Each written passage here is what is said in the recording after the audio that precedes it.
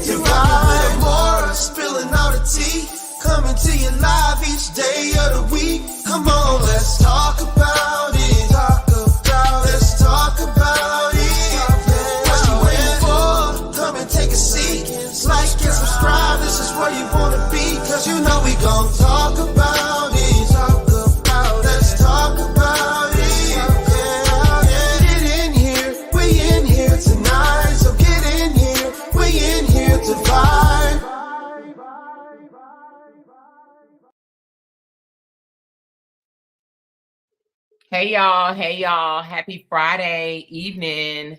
How are y'all doing on this Friday? I got 99 problems and followers, watchers, sets of eyes ain't one. I got 99 people in here, y'all.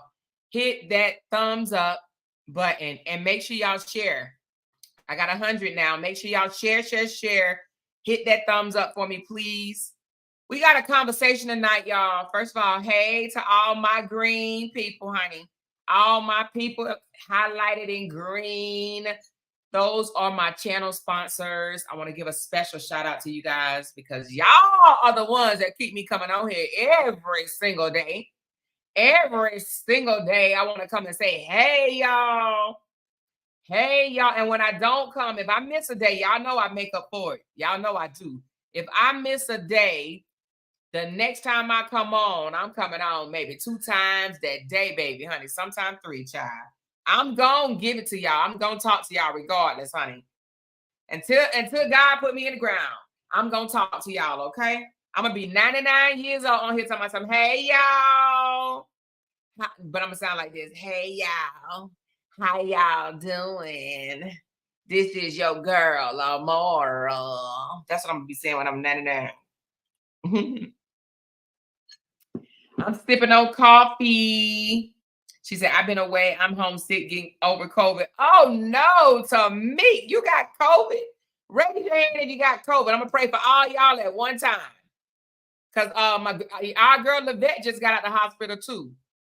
Anybody sick with COVID, the flu, in a hospital, your kids, your daddy, your mama, your husband, your brother, your child, this prayer that I'm about to pray is for all of y'all. I pray in the mighty name of Jesus that you please touch everybody that's going through some type of illness, pain, hurt. Heal them, Lord. Heal their pain, heal their emotions, Lord, and keep them safe, Lord, please. In Jesus' name we pray for pain-free and for healing. Amen, amen, and amen. Okay? That's for all my people that's going through something today, whether it's you directly or your family member. I pray for your healing, your strength, and quick recovery. Okay? All right, y'all. So listen, today we're going to have a conversation.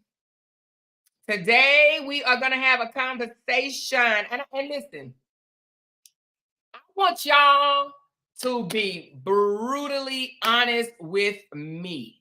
Do not try to follow along with what everybody else say. Tell me your personal experience, how you really, really feel about this, because I had a conversation with Jay, and I must say he said some things that I wasn't even expecting him to say. And I've been with him almost 16 years, but I did not think that he would say what he said. But I just want to know, and I have a mostly lady following. I have some men, and men are, if you're in the audience, if you're listening, I would love for you to chime in as well, okay? Because I just want to know. Your girl want to talk about it, and I just want to know, okay? Now, let me say this. This conversation is not a direct hit toward anybody, okay? But it's something that I just want to talk about, period, okay? Oh, first of all, before I get into our topic, y'all, your girl then went and signed up for text notifications. Hold on 1 second. Let me drop this link. Hold on. Let me figure out how to do it. Hold on 1 second, y'all. For anybody that want notifications sent to your phone, now this will come to your phone, and it's going to read, because I did a text today. Hold on. It's going to say, talk about it with Amora. Hi there. You are now locked in with your girl, Amora. Okay. I probably should change it and say Amora is going live. Hold on 1 second. Let me change it. I'm going to say your girl, Amora is going live. Hold on 1 second, y'all. Y'all, I just signed up for this thing today. I've been promising y'all this forever. I just didn't want to pay the money. I ain't even going to lie. I'm not going to lie, but I said, you know what? I keep on telling them I'm going to do it. And I have not done it. Hold on 1 second. Let me see. How do I go back and change? the message. Okay, settings. Ooh, Lord, hold on.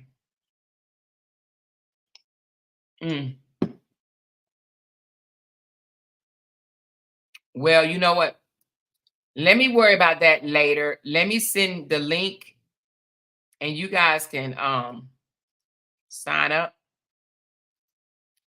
And then I can oh, some of y'all already done signed up. Y'all little sneaky selves. Y'all little sneaky selves. Okay, the person that just signed up and said they don't want to leave their name, why? Why wouldn't you put your name? I guess. Okay, I guess it don't matter. I'm the only one gonna see it.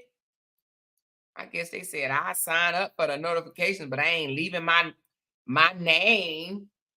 All right, well, I guess if that's what you want to do, I guess. But all right. Hold on, y'all. Oh, where do I'm trying to figure out what I get the link from. I had it. Shoot. Where in the world do I get the link from, y'all? Mm.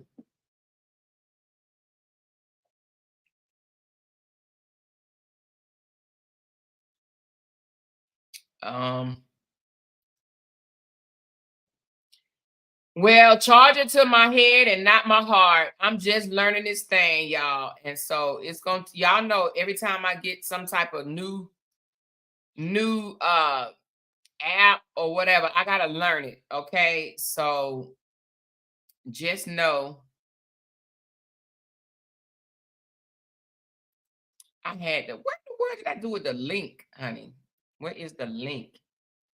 I should be able to find a link. But anyway, I posted the link at the very top. Let me see. I'm gonna try to get it. Here we go, right here. Let me try to see if I can copy this link. Hold on. Oh, shoot.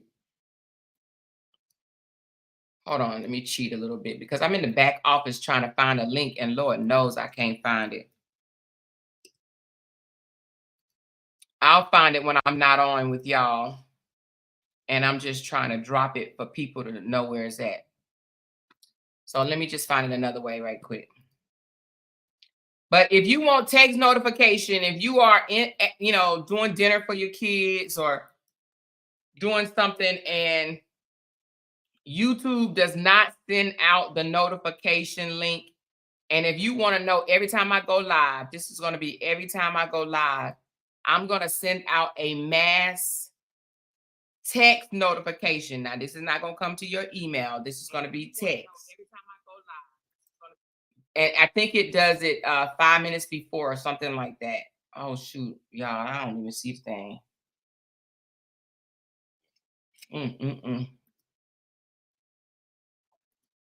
Hold on. Y'all, guess what? I don't know how to get to the link, y'all. I'm gonna have to figure it out. But for those, it is people that's signing up already. For those of y'all that's signing up, can y'all where is the link, Jesus? What is that? I see you guys are signing up, but I just don't know how I sent the link. Is this it? Oh, y'all, I need to have my ass whooped. I need to have my ass whooped, y'all. There you go, right there. What am I on? It's Friday, y'all. What am I on? What am I on? Hold on. Here we go. Okay, I just pinned it, y'all. So now listen. I am signed up, which I know this ain't gonna, I'm gonna go live twice a day starting Monday. Hey, Felicia. She said stopping by to just say love y'all. Hey, girl. She said I'm going to see Nicki Minaj. Girl, you going to see Nicki? I don't even like her, honey. But have fun, child. That's right. Happy International Women's Day to all of my women, honey. Happy International Women's Day. This is the Woman History Month, y'all. So happy International Women's Day to everybody. Okay.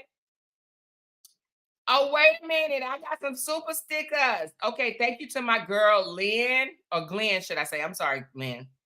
Glenn, and thank you for that super sticker, sweetheart. And also Alivia. She said, love you more. It's Friday. Let's go. That's right. Let's go. Let's go. Okay. Hold on 1 second, y'all. Hold on.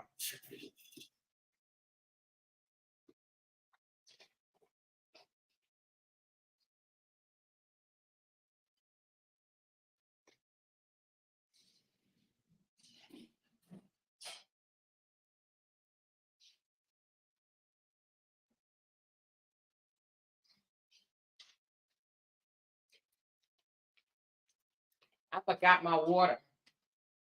Even though I got my coffee, I have to drink water because I have acid reflux, y'all.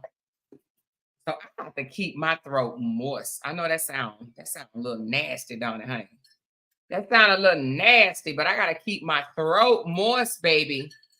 When I say that to my husband, I be like, I need some water because I need to keep my throat moist. He always look up at me. I wonder why. He always look up at me. I wonder why.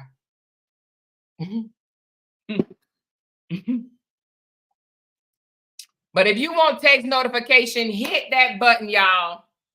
Your girl finally did it. Your girl finally did it, honey.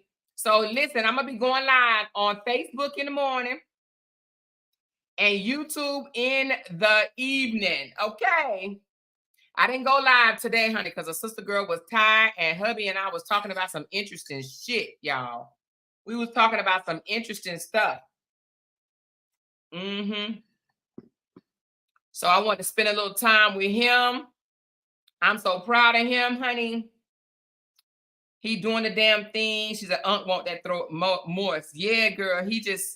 He always look up at me. I just don't know why he always do it, honey. I'm like, babe, you know I got acid reflux. I got to keep my throat a little moist, you know. I need my little water because I got to keep my throat moist. He just look at me and I'm just like, why you always, you always do that. Anywho,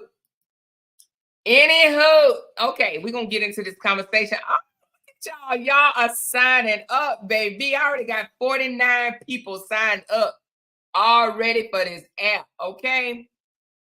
49 people have already signed up. So if you sign up, you will receive, I'm going to put a text out before I go live in the morning and before I go live in the evening. And if you can't catch my live, that's fine. You can always go back and check out my live videos. But today we're going to have an interesting conversation, okay? The question, even though I put Laugh Out Loud Friday, I didn't want y'all to already know what I was going to be talking about, okay? But my question for today, and I want you guys to be honest because everybody ain't going to think the same, honey. Because believe it or not,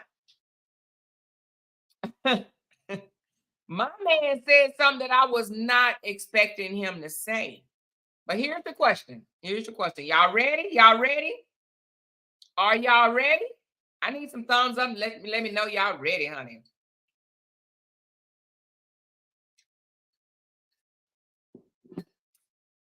Are y'all ready? She said, I've been watching the replays today. Thank you, Tamik, for going back and watching my replays.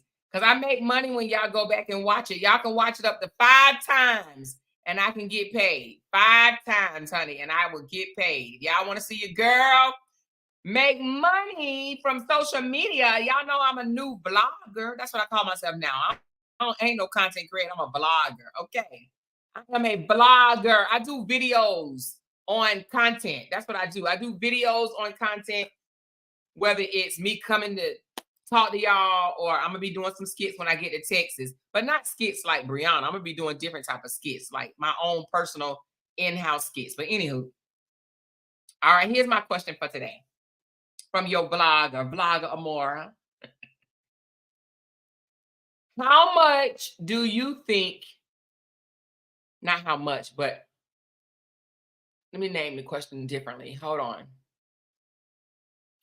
How much assistance would you allow your man, your husband, your boyfriend, your significant other, your boo thing, how much assistance would you allow them to give their baby mama if she is not financially stable?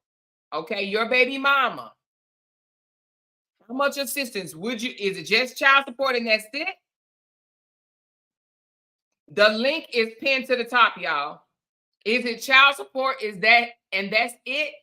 Or child support, and if she needs help with her monthly bills, would you allow your man, your significant other, your boo thing to step in and help her out with other bills? Okay. Or are you just child support?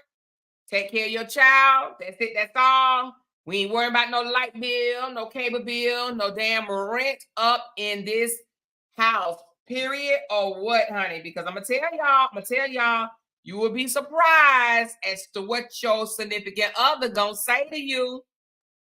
You hear me?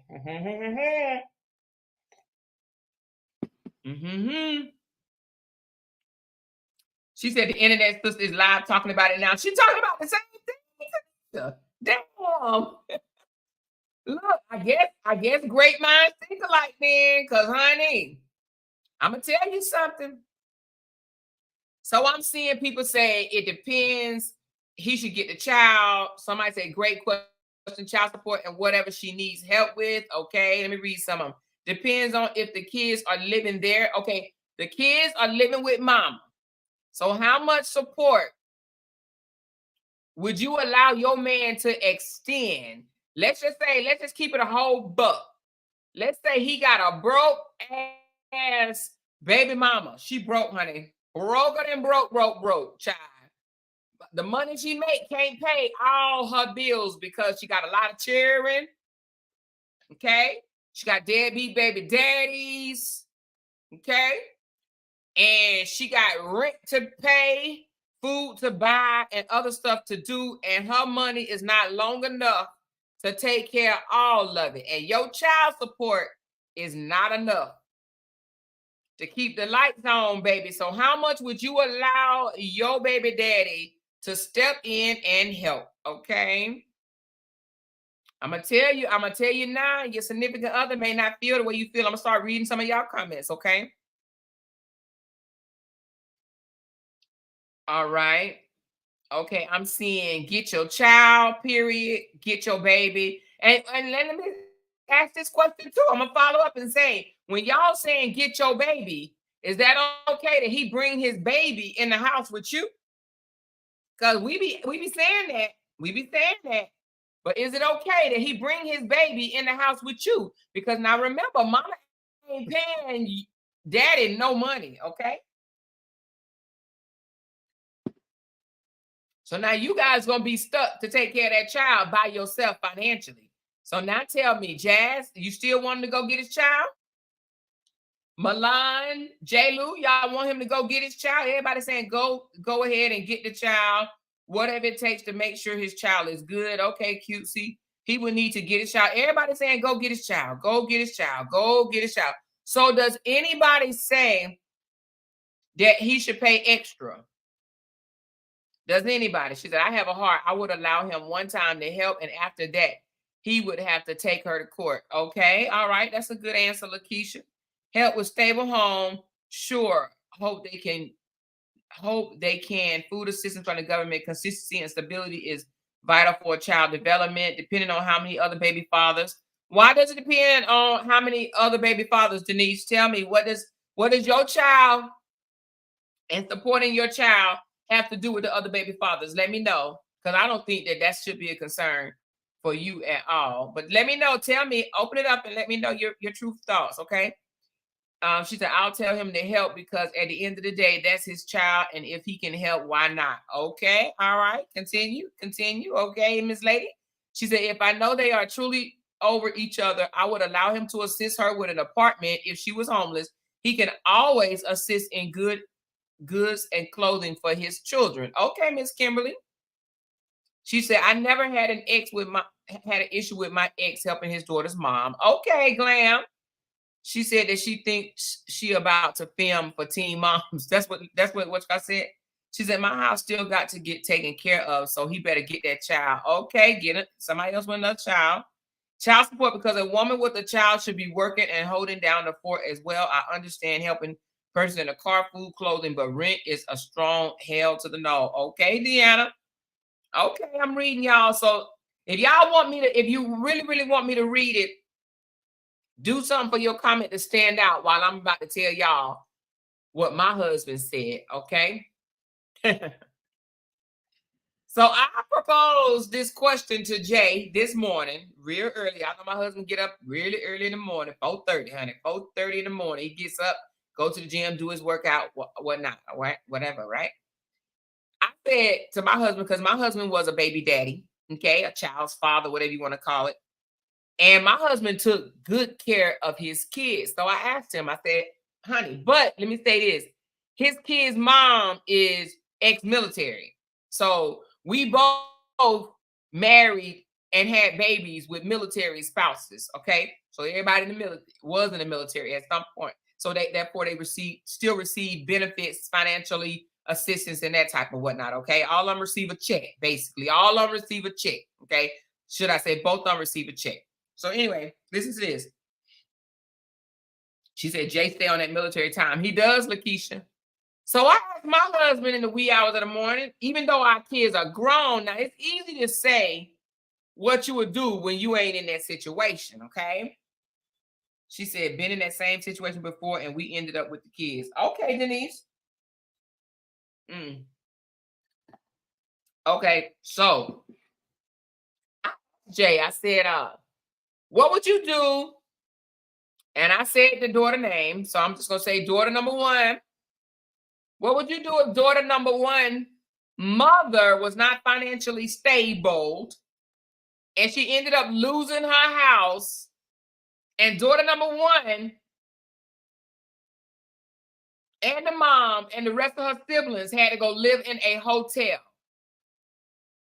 I said, would you step up and help her out? Or would you be like, hey, she better take that child support and break bread and feed, you know what I'm saying? Multiply, but take that child support and be good. Or would you step up? My husband said, yeah, I'm going to step up. I said, and step up how?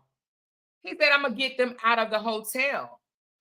I said, get them out or get your daughter out? He said, I'm going to get them out. I said, what if she have other kids by other men? He said, what they got to do with me?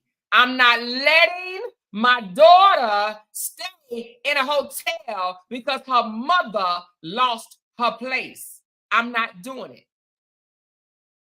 I said, so what you going to do? He said, we're going to sit down and we're going to come up with a plan. I said, but what if you only got one child with her and she got 4 other kids by 4 other men? He said, what they got to do with me? My husband said he would come to me and tell me, I'm about to go and get baby mama or daughter number one mother a place to stay. I said, what? You would come to me and tell me you're going to get her a place to stay? He said, I will give her an option. I would tell her, I'll help you get a place to stay, or my daughter is coming to live with me. Okay? He said that he would tell her, I'm going to get you a place to stay. I'm going to help you get a place to stay, is what he said. I'm going to help you get a place to stay, or my daughter is coming to live with me. He said he'll help. He said first option, he'll help her get a place to stay. And if she lose that place, then he's taking his daughter. He said he's taking his daughter. He did. He said first time I have to go, I'm going to help her get back up on her feet. I'm going to ask her, how much are you behind? And I'm going to go help her.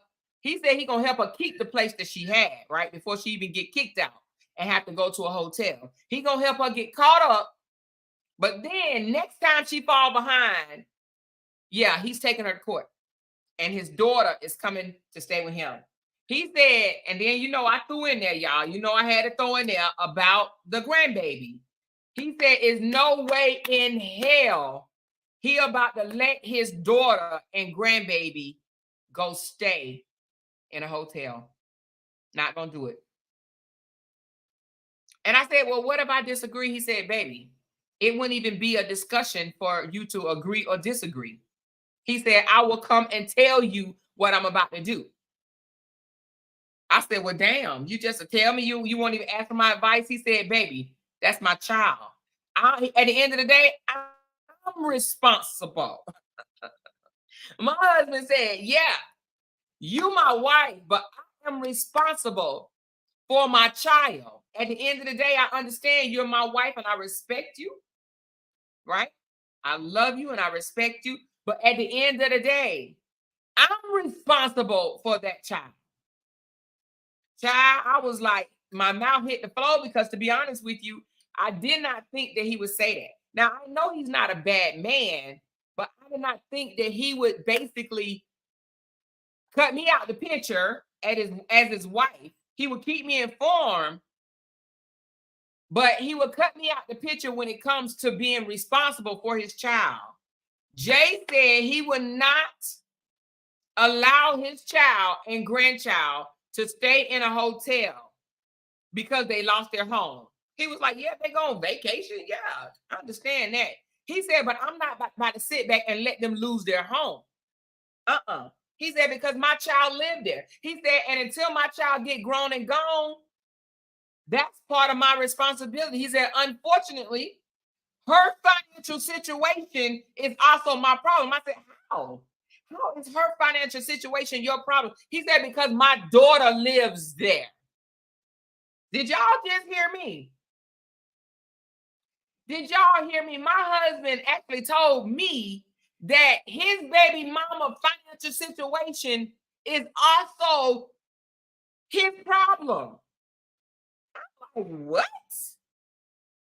Yes. That could be your problem. He said it is. It is. Her financial situation is also my problem. If her life get cut off, that's also my problem. If she getting kicked out or evicted from her place, that's also my problem. That's my problem. And he said, and it should be every other baby daddy's problem that live in that house as well, if they are stand-up men. He said, how would I look as a man knowing that my daughter, mom, and her is getting kicked out and they got to go find a place to stay? Now, y'all know I threw something else in there, right? I threw something else. Now, stay with me, y'all. Stay with me. Stay with me. Stay with me. Stay with me. I need y'all to be honest here. I need y'all to be honest. So I said, so what if we have a big enough house, a 7-bedroom? Would you invite them to come stay with us? Woo, child, honey. I said, would you invite them to come stay with us? He says, that's when he says no. He said, I would invite my daughter and my grandbaby to come stay. But he said, I would never put you in a situation to have to deal with that. He said, I would rather spend money out of our bank account and help her get up on her feet than to invite her into our home. He said, so that's where I would draw the line. She can't come live with us, but my child and my grandchild can. He said, but I would rather spend money to see that they get back up on their feet. I said, oh, okay, because I wanted to know, child. I wanted to know, baby, because he was telling me some shit that I didn't even expect him to say, honey. But he said, no, they can't come live. He said, the baby and the grandbaby can, but baby mama and her other kids can't come live with us, okay?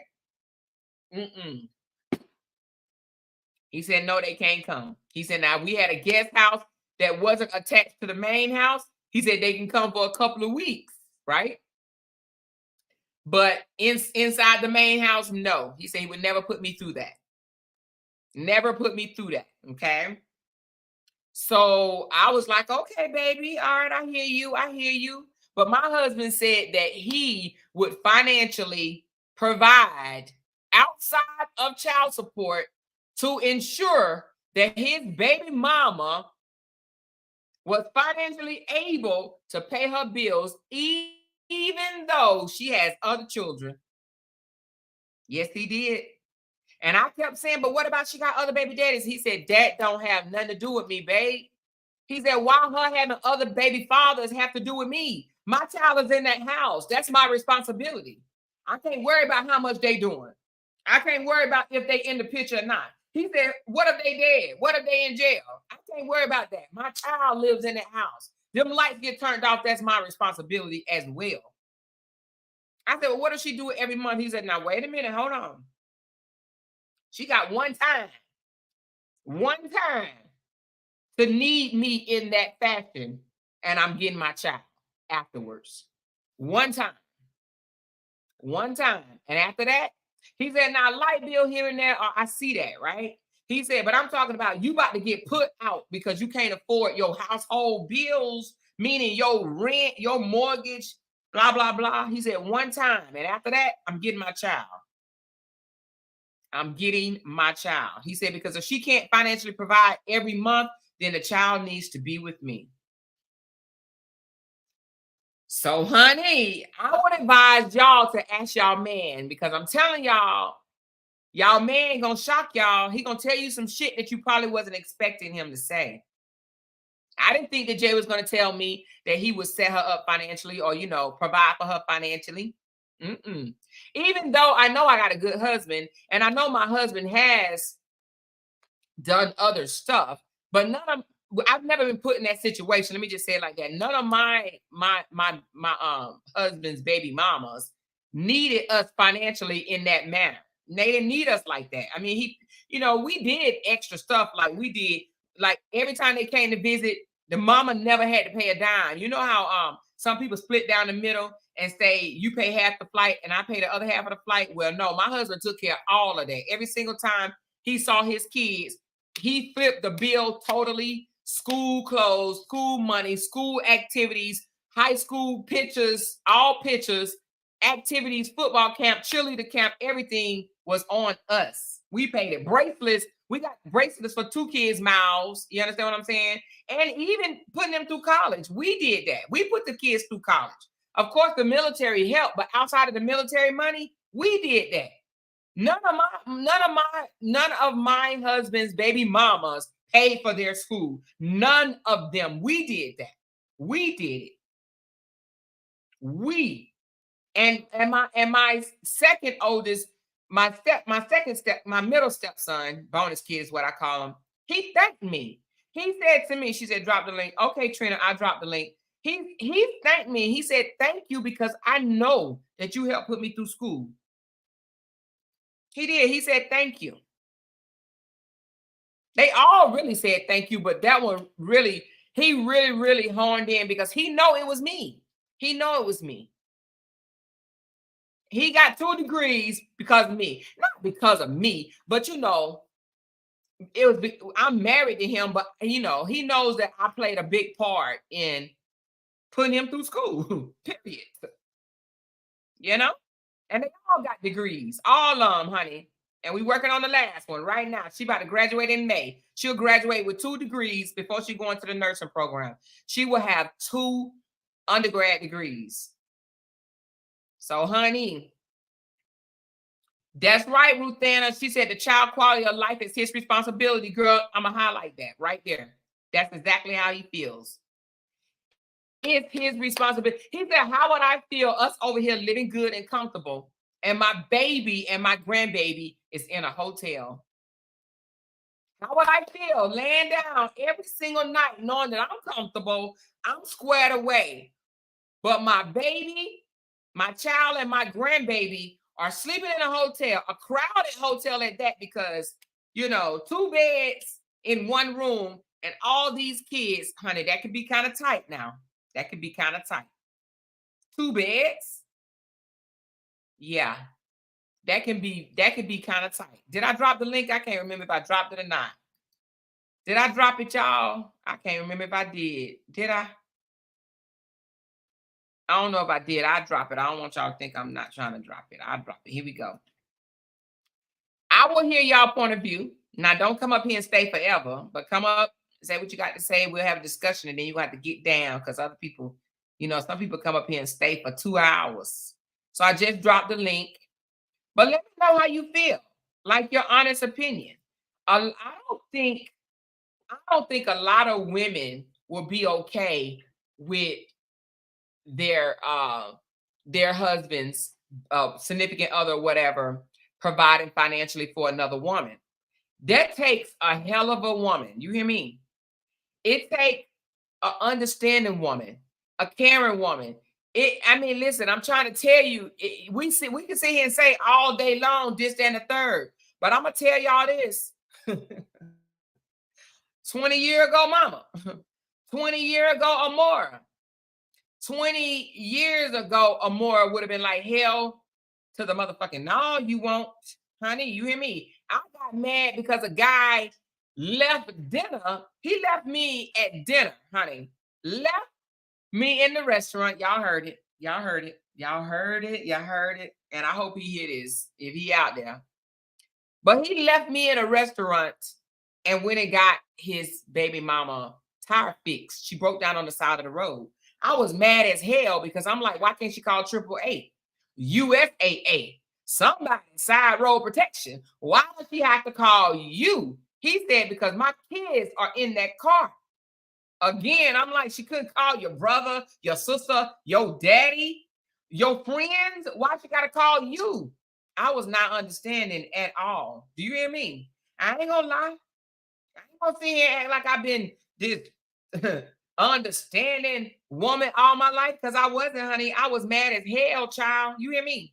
How can you leave me and go help your baby mama? She ain't got AAA. She ain't got USAA. She ain't got roadside assistance. She ain't got State Farm, all state. She ain't got Progressive. She ain't, you know what I'm saying? Hey, beautiful. Ooh, I love it, girl. Michelle, I can't hear you though, girl. Say something. You like it? I love it. Y'all like it? Can you hear me? Drop your link so we can all follow you, girl. Drop your link. I got to, Amara, you're gonna have to teach me. I'm still setting it up. Okay, it's okay. I'm gonna put my class out there, honey. I'm gonna put the class out there. Matter of fact, anybody that's interested in my class, I'm charging $35. I need to pay it tonight. Okay, Look. okay. I'm gonna send a link. Look, and anybody that's interested can pay it. When I was young, I was pregnant. Okay. And my baby mama went to jail. Ooh, he was already in jail. Girl, I was pregnant. She was already in jail? He was in jail. Oh, he was in jail. Okay. But I used to have his money, and his baby mama went to jail, and I had the children. Okay. He gave me the money to make her bond. I made it because she need to come get her goddamn children. And we made the bond. How many days was she in jail? Probably about 2. And wait a minute, we made the bond. She didn't even come. She went with a nigga before she came and got the kids. I thought you was mad. We made the bond. She ain't called and said thank you. And her mama called and said thank you. How many kids was it? I think she had more, but it was just 2 of them that was his. Well, how many did y'all have? 2. Oh, okay. So y'all didn't take all the kids. So let me ask you this, Michelle. Let's be honest. Are you married right now? Are you have a significant other or dating anybody? Yes. So would you let him financially get his baby mama back up on her feet if she's pending eviction from her home? I will. Okay. All right. I will. Only one time. Now, would you want him to one time? Now, would you want him to come tell you or ask you? Well, we could talk about it. And then he wouldn't go do it, I'll go. Oh, you would do it? Yes. He would give me the money to do it. I would go, not him. Okay, so you would let her know, listen, this is you will be the one that take care of the whole thing and say, this is from us. Like you was, you will be like, okay, this is from us. I'm letting you know now, next time this happens, we taking a child. Would you tell her? Yeah. Okay. Can y'all see me? We can, girl. Move it back just a little bit so we can see talk show again. There we go. Oh, Michelle, she clicked the wrong button, y'all. She'll be back. She'll be back. She'll be back. I love me some Michelle. You hear me? She'll be back. So I'm gonna drop the link again, Michelle, so you can hit it again, girl. But listen, yeah, it's real fragile. If you hit the wrong button, it's gonna kick you out. So she'll be back. So listen, do y'all agree with Michelle? Do y'all agree with that y'all not even gonna let him take care of the situation, that y'all gonna take care of it? Do y'all agree with her? She said, I will offer help to get her on her feet, school, job, search, etc. Okay. So you as the significant other would, or would you let the baby daddy do that? Let me know. She said, "There's no way in hell you got 5 different baby daddies and none of them on child support." Well, Talisa, I agree. You know how I feel on that. Every last one of them motherfuckers would be on child support fucking with me. You hear me? Don't come lay your eggs or your sperm up in me. I said lay your eggs, but don't come lay your sperm up in me and think that you're going to be child support free. I don't give a damn if the court say $45 a month. You going to pay it. You hear me? I don't care. You going to pay it. All right, Michelle, I have a question for you. Ms. Lady, I'm going to let you join in just a second. Let me ask Michelle. So now, Michelle, would you, okay, you said that you want to be the one that go and handle the situation. Now, would you give her that warning? Would you tell her this is the last time, and after this, we taking a child? Because, you know, that could be some fighting words when it comes to 2 women. Well, I probably would. If we discussed it and he said it, I'll relay the message. I tell him this is what we talked about. Now let me say this to you too, because now you know I'm a wife, and I have stepchildren, right?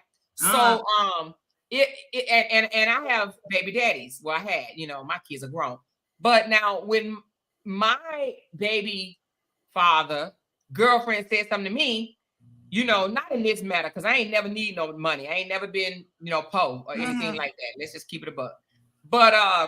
But she tried to say something to me before, and I told her, I asked her, I said, "Are you the wife?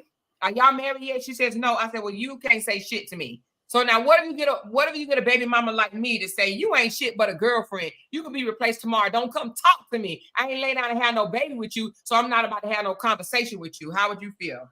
And me and him probably have to go back in the room and say, "We ain't paying shit." she just messed herself out of some help. But do you think, as the girlfriend, the non-wife, do you think you have the right to say something to the baby mama?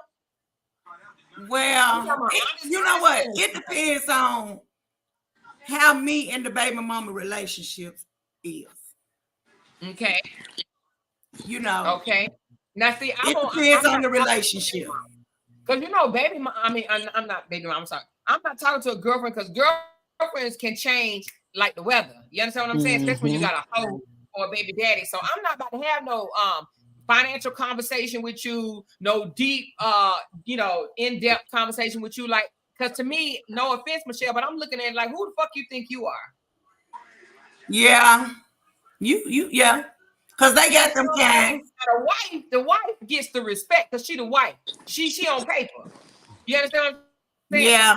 I understand what you're saying. Hold on one second. Nunu, are you coming in peace? I don't know who you are. Are you coming in peace, I'm Nunu? coming in peace. Yes, I'm coming in peace. I'm coming in peace.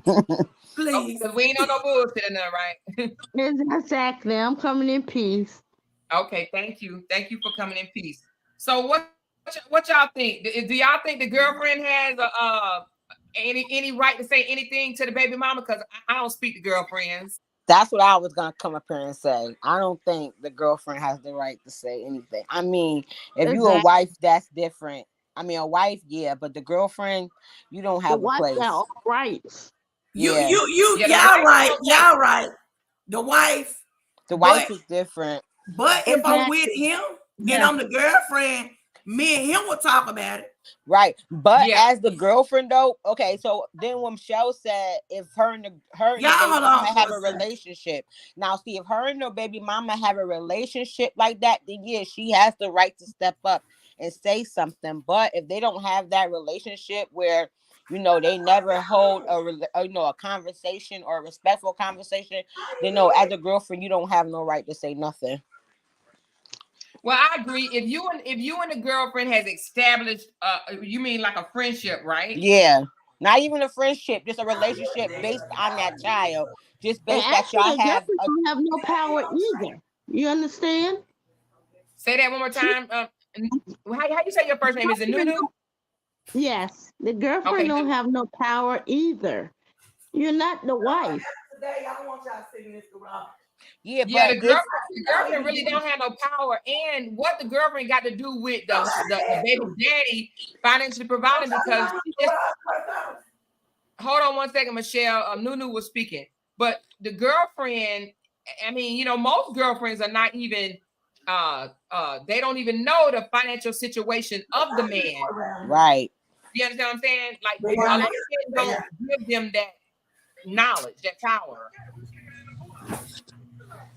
Right, but So what say you? You the girlfriend, and one thing about us women, we know when it comes to men, I'm sorry.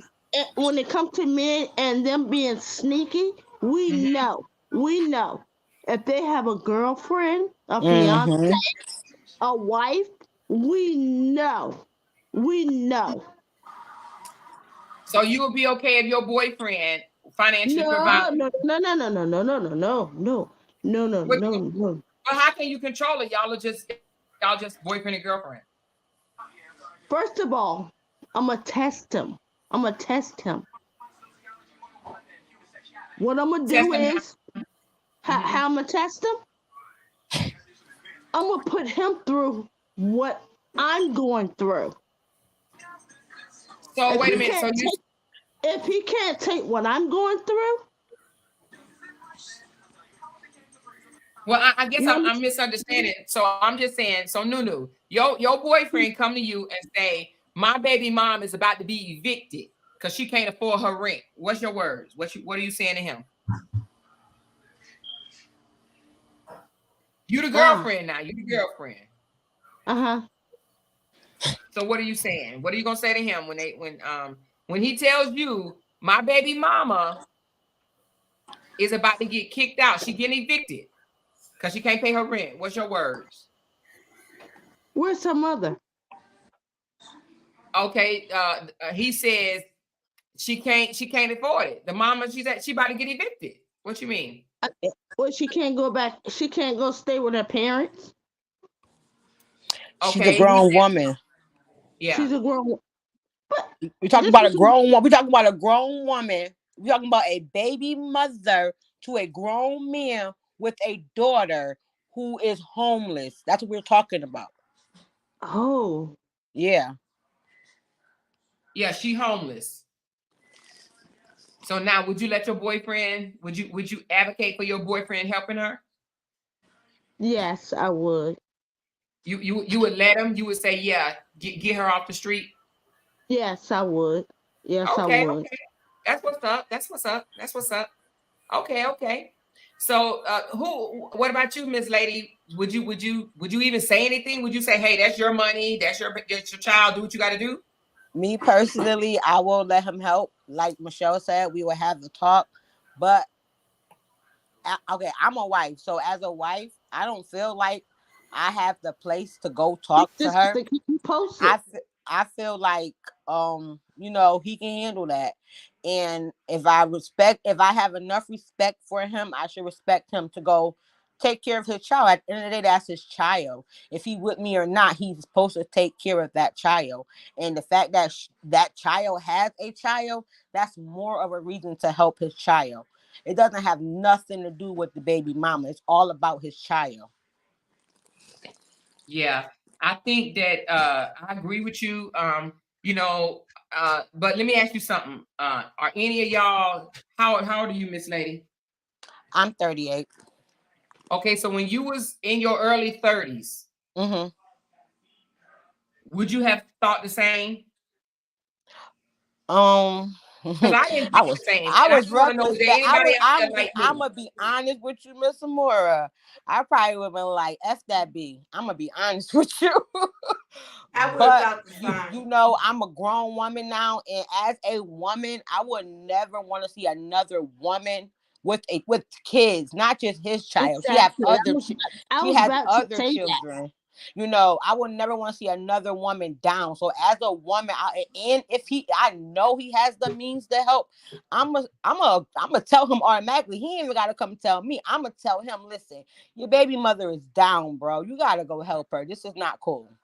Yeah, I was about And to you would have say said that. that in your early 30s as well? No, my early 30s, I would have said F that B. I would have. See now.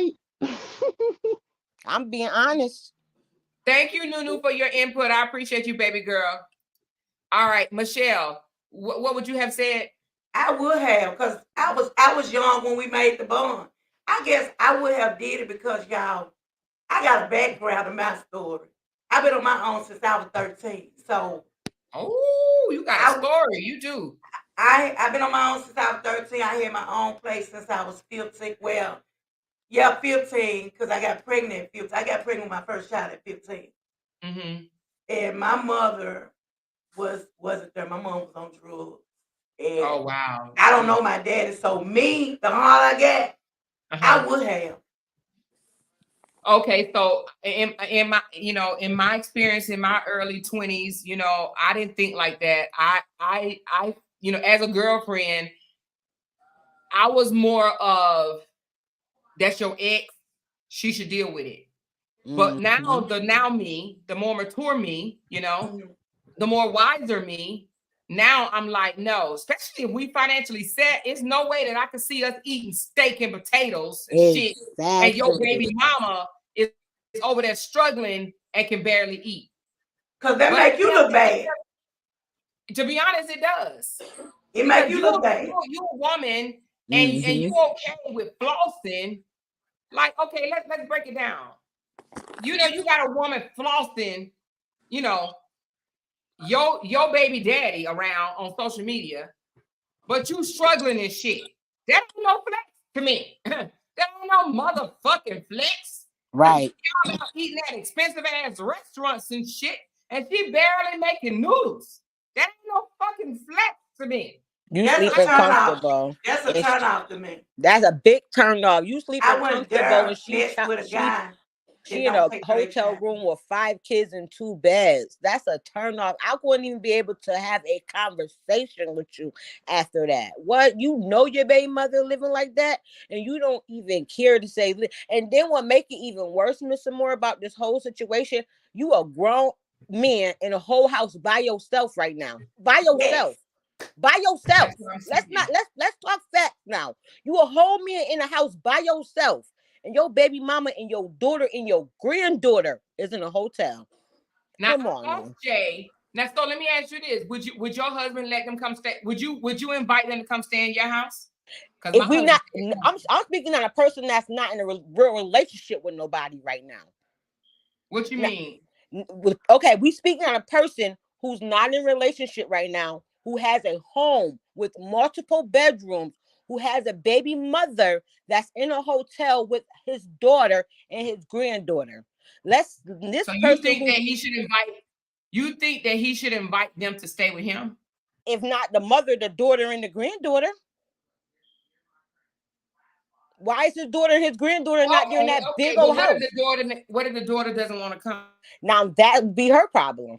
If he need to offer it though, he not offering it. It's a difference if he offer it and she denies it. That's different, but he has to offer it. Come up, Jazz. Jazz said, "Can I come up? Come on, baby. Come on, baby." Now listen, when y'all come up with some conversations like how Miss Lady and Michelle is. Don't come up with no nonsense, please. I think Nunu hit the patrol too early. Yeah, no offense, but she was talking outside of her neck. No offense, Nunu. It might just not be your night, baby. Not your night. We had to break it down to what we was talking about. That was all. Yeah, and don't come up a little tipsy. But I don't know if I think that he should let them come live with him. Now the kids, yeah, the kid and the grandbaby, yeah, but the baby mama. Yeah, the baby mama, no. I mean, I don't think the baby mama herself would take that offer, but I feel like you should extend that offer to your child and your grandchild. Yeah. Okay, Jazz, what say you? Welcome to the panel. What say you, Hi. Jazz? So I wanted Hey, to honey. say no. That's a big no for me. If I'm taking care of my responsibilities, working, he's working, we paying all of our bills, why are we gonna help you because you chose to be irresponsible having kids that you cannot take care of? Well, what if your baby there?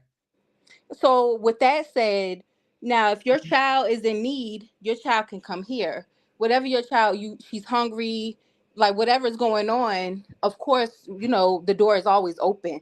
But if you have 4 or 5 kids, their fathers are not taking care of them, you cannot take care of them, and it's like you just are being reckless with your money. No, I'm not doing that, because that goes down to me taking care of another adult, and that's just, I'm not doing that. So let me ask you this: do you think it's okay that if you was okay? No, are you talking in regards of being a wife or a girlfriend? Both. And I only add girlfriend because if we are locked in to where I know what's going on and you're coming to me telling me about the situation, and you're looking to me to help, then that's one thing. But if you're gonna take care of everything by yourself, like, that's on you. If you have money to take care of that household and our household, hey, knock yourself out.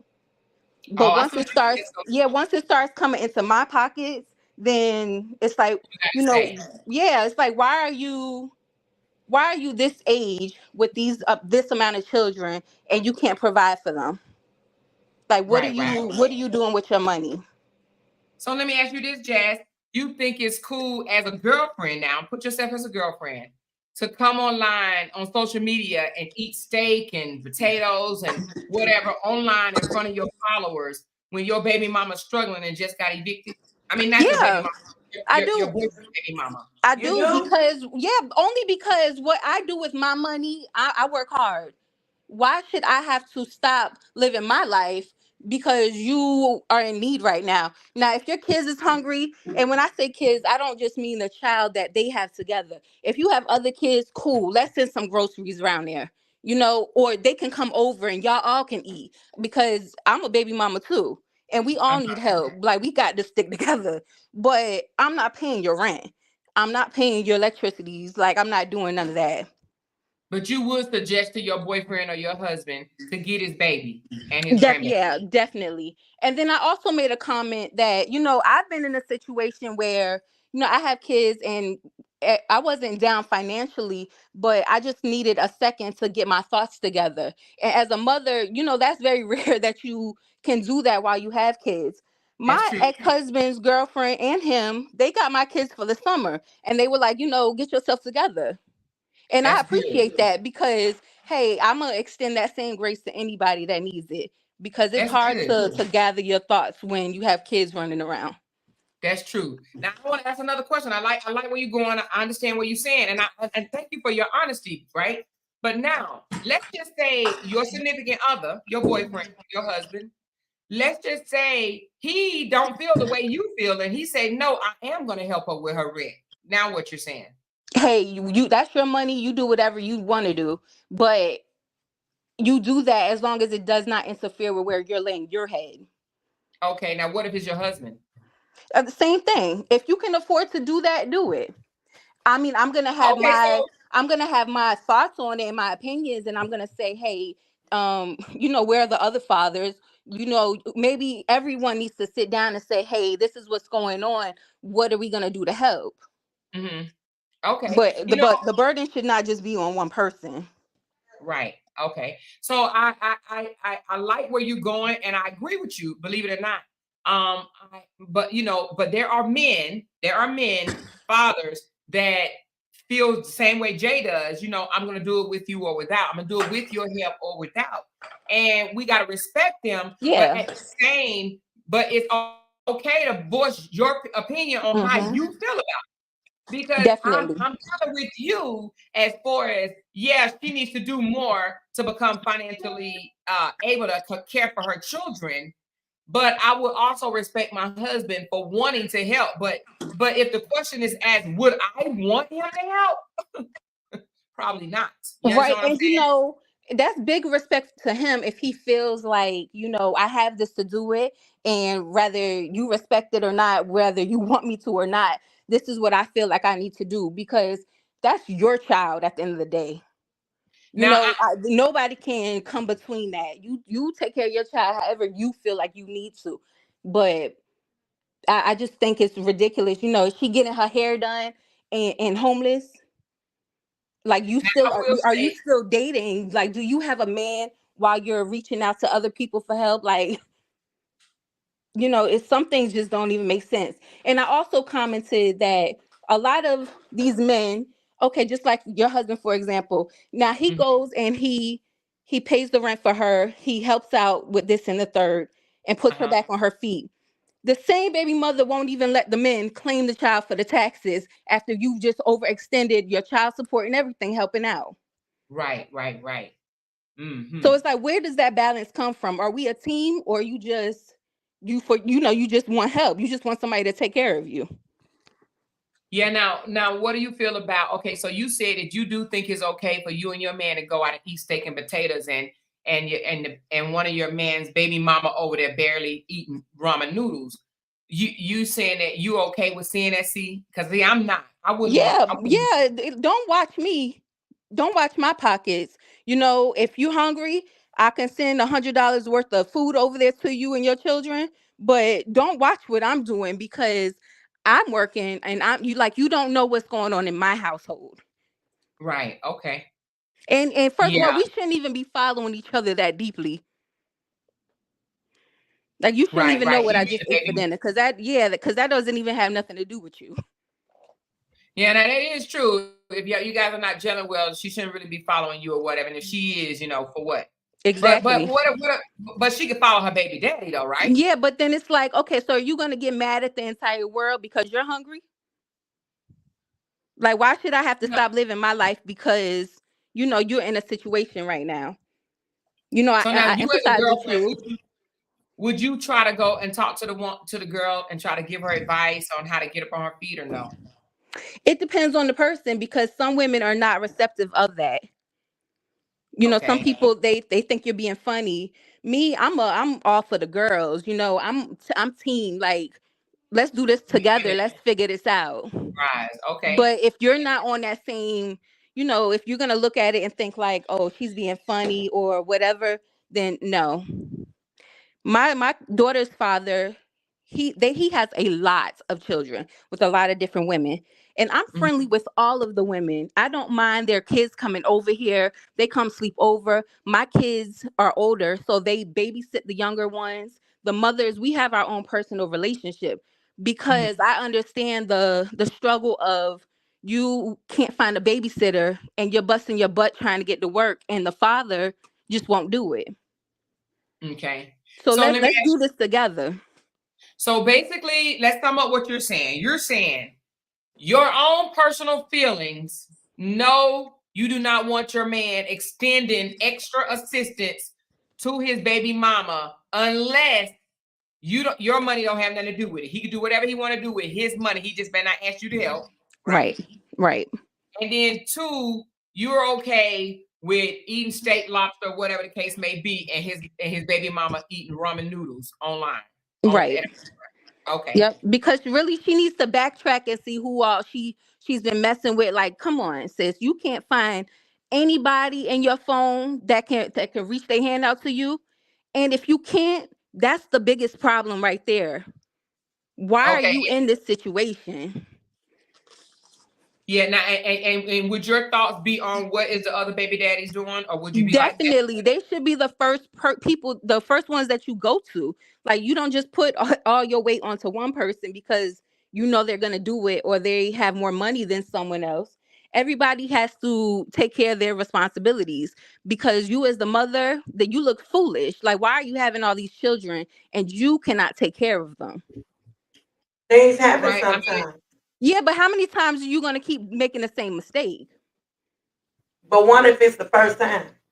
I mean, if it's the first time, hey, I have 4 kids. We all get in situations, but once I realized I was in a situation, I put myself in a way that it's not a situation because mama could do it. okay. So now, do you have? You don't have to answer this question if you don't want to, but do you have multiple baby daddies? I do. Okay. Now, do you put more weight on one than another? No, they all So, have the same opportunities. Either you're gonna do it or you're not. I'm not gonna chase you because you have to answer to these children and you have to answer to God for what you're lacking. so do you get child support for them? No, None of them. not none of them. But my children are older, so Okay. now they're able to text their dad and say what they need. Now, and the girl's dad, he always has an excuse. It's always a reason why he can't do it. Oh, you didn't ask me in time. Oh, I got to do this, that, and the third. One time he even told me, oh, you don't know how hard it is. I just paid my electricity bill. And it's like, bruh, I've been doing Let this me for ask you years. something. I don't want to get too much in your business or whatever, Mhm. but are you in your 30s? Yes. Okay, so what prevents you from putting the kid's father on child support? They're just not going to pay it. It don't matter, but they'll be in it. Are they in the system already? Yeah. Yeah, because the girl's father, he has multiple kids, like I said. And this is just me. I'm going to put you on child support. Food stamps and everything is going to count this as my income, and you don't pay a dime. So What's the point of that? I'm putting him on it, honey. I force him to go get a job. He'll have to step up to the plate. Yeah, but then it's like now you don't qualify for this, and he still is not paying it. So now you lacking. Yep, you losing. You from Jazz? You from New York? Because I'm from New York, but I live in Georgia. Yeah, that's how it is in New York, Miss Amora. So I understand what she's saying. So what happened is but this is it. I live in Georgia though, so they do that in Georgia. See, even though he not wait a minute, paying. explain to me what it is you saying they do. So you're saying if you put him on child support, you miss out on food stamps and right now they count that as your income. So now you don't qualify for the food stamps, Medicaid, whatever. Even if he doesn't pay anything for years, they still counting it as you getting it. They still counting it as you getting it. That's still counting in your income as you getting it. So that deducts some of your benefits. So you don't get all the benefits because now they're looking at, well, you get this amount of money every month, but even though you really not getting it, they saying you getting it. Right. It's still counted as your income. Even if hold on. And I'm telling you, that's why a lot of women don't, for other people it doesn't make sense, but that's why people don't put the men on child support. Because when he's not going to pay it, it's like, okay, now either I'm going to feed my children with benefits from the government, or I'm going to feed my children on a hope and a wish that one day you're going to feel bad enough and pay this. Yep. Well, wait a minute. Let's just say one of my children. Hold on one second, Michelle. I need to ask this question because I am oblivious to this information. So you mean to tell me if you have a child support order, and I'm just going to give a random number of $1,000 a month, right, for your child, you mean to tell me whether he's giving $1,000 a month or not, that's counted as income? Yes, ma'am. Even you don't get it? Yes, ma'am. Wow. That's bullshit. Yep. Yes, ma'am. Oh my God. They don't do that in Tennessee. It's sad, and it's nothing that's gonna make them pay it. So it's like, why would you count that? And then, well, in New York, once they get to 500, once they owe 500, they cut them off. So basically, they owe $500. So they're not gonna owe no more than $500. But they're still counting because in New York, the minimum they only have to pay is $27. So they still counting that $27 in your account every month. Yeah, because what they're doing is they're hoping that one day he'll file a tax return, or one day he will get a job, and they're able to garnish that money, and then you do collect a portion of it, a percentage, because of course they're gonna take their percentage off top. Yep. And but if you go 20 years and he doesn't pay a dime, So he give them $1,000. So his taxes come back, and he gives them $1,000. You might get like good $200 off that $1,000. Yep. Is this something new, or have they been doing No, this? No, they've they've been been doing that. doing this. My oldest is about to be 16, and they've been doing it since. I mean, I've been hearing about it since other people had kids, but And at my least oldest about to be 16. 18, and it's been like that since she was born. Mhm. Well, I put both my kids on child support. Both my kids' father on child support, and every time I've never been on any type of assistance or anything like that, but I've had to, like, when you buy houses and other stuff, and you have to put things as your income. It always tell me I could put my child support as optional income. I don't even half the time I don't even include it because I look at it as toilet paper money. You know what I mean? And you're right. In a lot of places it does say optional, like when you get a loan and stuff like that. Yeah. But when you're getting government benefits, it's not optional, and they can see that. So it's like you can't even say, "Oh no, he's not paying it," or they know. Yep. They track everything. Nowadays you don't even have to submit pay stubs to the government. Right. They already can Pulling look it through up. the website and see your pay stubs. Oh man. So wow, I didn't know this. I used to wonder all the time why people don't put their their child father on child support. And I thought it was because, the man don't want to be put on there. And he try to gaslight her and be like, don't do that to me. Don't stick the white man on me. And I'm like, now the men do say that, that's exactly what they say. Oh, you're gonna put the white folks in our business. I don't care who it is. And I was all for, I don't care, I'm gonna put you on it just because this is your responsibility, rather you pay it or not. But not when it's hurting me. Yep. I agree with wow. you, Jazz. I agree with you 100% because like when my daughter was I want to say 5, I was getting food stamps, and because I put her father on child support, well, I didn't put, the system made me put him on child support because I was getting food stamps. They cut my food stamps down because he was paying $20 a month. Yep. A month, Mr. Moore, $20 a month. They cut my food stamps from $700 to $500 because he was paying $20 a month. So they only help you.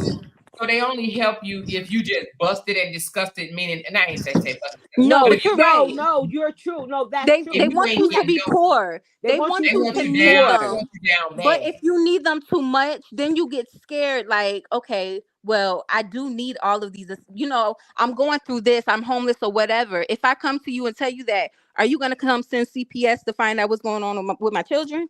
Yes, and that's what you're scared of. You're scared to go ask them people for help because now, what if me asking for help? What if that bring me a case? Right. Exactly, and that's why. So it's like you just have to be careful of how much help you're asking them for. Like you have to make it seem like you're not destitute. I can't provide. I'm just having a hard time. But if you going through something, you can't reach out to them and ask you can't ask them for help. They be knocking on your door that afternoon talking about you got a case for 30 days. Wow. So any little money that you get in child support, or if you got a part-time job or any type of hustle, it can decrease your benefits. Right. So a friend of mine, she got a kid that gets Social Security. On top of Social Security, she worked, and then her baby father paid child support. But he's in prison, right? And even though he's in prison, do you know they're still counting that child support in her income? Yeah. Is that in New York? Yes. Damn. They still count because they still count his child support on top of her child Social Security and her pay, what she worked for. So she's not qualified. They tell her she makes $17 too much to qualify to get any help. I mean, when I say any help, only thing she can get from them is Medicaid, which means if her baby gets sick, she could take them to the doctors. Right, but she can't even qualify for Medicaid. She can't even qualify for Medicaid. I know. Only that baby. That's true. When I had my first child, I made the mistake of giving them the father's information, and they kept reaching out to him to put him on child support. And we did that. He was never paying it. So I took him off. So when I had my second child, when they ask you, well, where's the father? What's his address? I looked at those people and I'm like, I don't know. I can't find him. Like, you're not going to do that again. I'm not going to be a fool a second time. So then these fathers are getting off scot-free though. Yes. Yeah. Pretty much. Yep. Pretty much, Mr. Moore. Yes. But do they slide you money under the table? Now my ex-husband, he does give me money for our son. The girl's father, no, not a dime. Well, for me, my oldest two, I have an 18-year-old and a 16-year-old. Their father, he does when he feel like it. Mm-hmm. And recently, me and my 18-year-old, we pulled up because he's 40 years old. He's standing on the corner with teenagers like he's still a teenager. So we pull up on him, and what's more embarrassing is all the teenagers that he was standing there with know his daughter. So I mean, how embarrassing could that be? And then he goes on social media and make a post and says, "Oh, my kids only pull up on me when they want something." Remind you, my daughter didn't even ask him for nothing. He didn't even give my daughter for nothing. So why would you even make a post about that? It's to show everyone else that he does it. My girl's father does that. Like, you would think that he was such a great father, and you don't do not one thing, but talk trash about me. But I say all that because I'm older now. I have a 1-year-old, and I'm in a great relationship, and I have definitely over the years made myself not needy of anyone. I can take care of my children by myself with my food stamps. Yes, but where I'm lacking, I'm blessed to have a family. I have lots of family that they do good for themselves, and they are helpful if I need it. Okay. And let me add. I want Tanya to chime in, but right quick before Tanya chime in, I want to ask a question. And just tell me, y'all, charge it to my head and not my heart, okay? Mm-hmm. Do you allow the kid's father to see the kid even though he don't pay shit? Yes, I won't mind. Yeah. Come get him. I would never say no. My girls don't like him. Oh my God. Oh. And that's a personal, it's like, you talk trash about their mom, you make it seem like you doing so much, and they're old enough, they know what's going on. But I still encourage that relationship because I'm a daddy's girl. And I hate that they don't have that. But one more question. Do the dad knows that if you go put him on child support, you will lose your financial assistance? Oh, of course they know. He has eight children with 7 women. He knows. They know. That's how they let you know. What'd you say? They let you know. What do you mean? Tell me. He knows. When I get a letter, he doesn't care. I mean, one at a time. I know y'all both. I'm sorry. When I get a letter, when they give me a notification telling me that he's on child support and it is counted into my income, he get a notification, a letter stating that he's on child support and it is charged to my income. Now, does he ever say anything like, if you want me to pay child support, I'm gonna go down there and tell them people so you can lose your benefits? No, he say stuff like, "Oh, go down there and tell them people to take me off child support. You don't really need them benefits." No, we don't even talk about child support. I mean, my oldest is 16. Well, she's about to be 16. It's like, it's no reason to even go there. It's like, you don't care. I mean, it just doesn't matter. It doesn't make a difference. But I will also say that with my ex-husband, the summer that he got all 3 of my children, because he raised all of them and he's really their father, when he got them, I sent my food stamp card with him and his girlfriend, because if the kids are with you, hey, these go with them. When even though he don't even pay child support? No, well, yeah, this is my ex-husband, because he sends me money for my son. But that's because he kept them all summer though, right? Right. Okay. But that's what I mean when I say I'm a team player. When he was doing more for the children years ago, every time he did, every year that we had a great year, I let him claim his son. Like, I'm not nasty like that. We're going to be a team. I don't mind you doing this for me. I'm doing this for you. This is family. But when he's slacking, it's like, you on your own. So just hypothetically, what if they ended child support? I mean, not child support. Food stamps or any type of financial assistance. Would you go after him then for child support? Definitely. So he's only getting a freebie because you're getting assistance from the government. Yeah, he's only getting a freebie because I need my food stamps, and he's not gonna pay $1. He's not helpful. And it's not even that I need food stamps because I work a really good job now, so my food stamps have gone down drastically. But as long as I qualify, I'm gonna get them. So, Mr. Murray, this is how it works. So he has to pay so you only can get food stamps, right? So when you have a child, right, you go down there and you tell them, people, I need help. So they ask you, who's your child father? So they want to put him on child support, right? So they can get a portion. You gotta pay them back for that benefit. You're only getting a portion of what they take from him.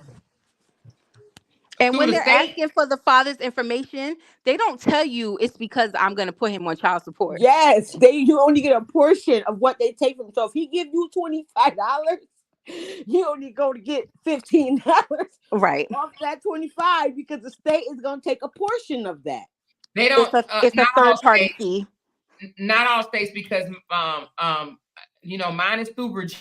Well, in New York, now that's why they do it.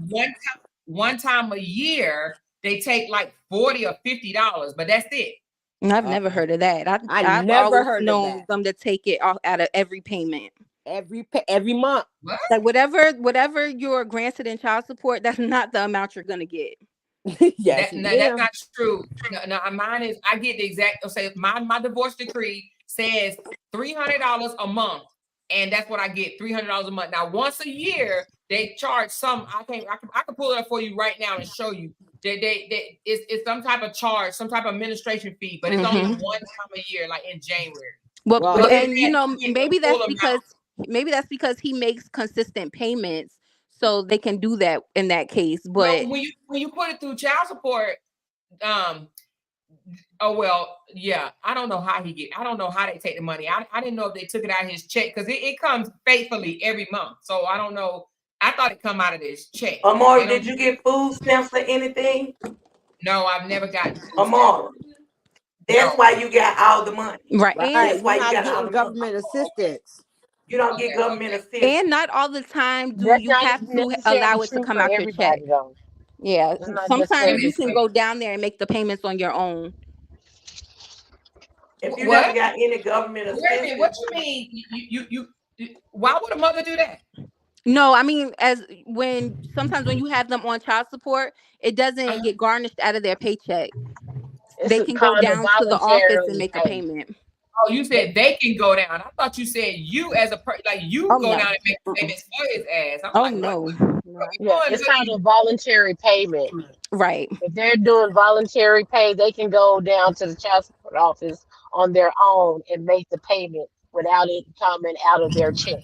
And that might be why there's no administration fee for that. So if they go down there and make the payment on their own, then you'll get the whole amount.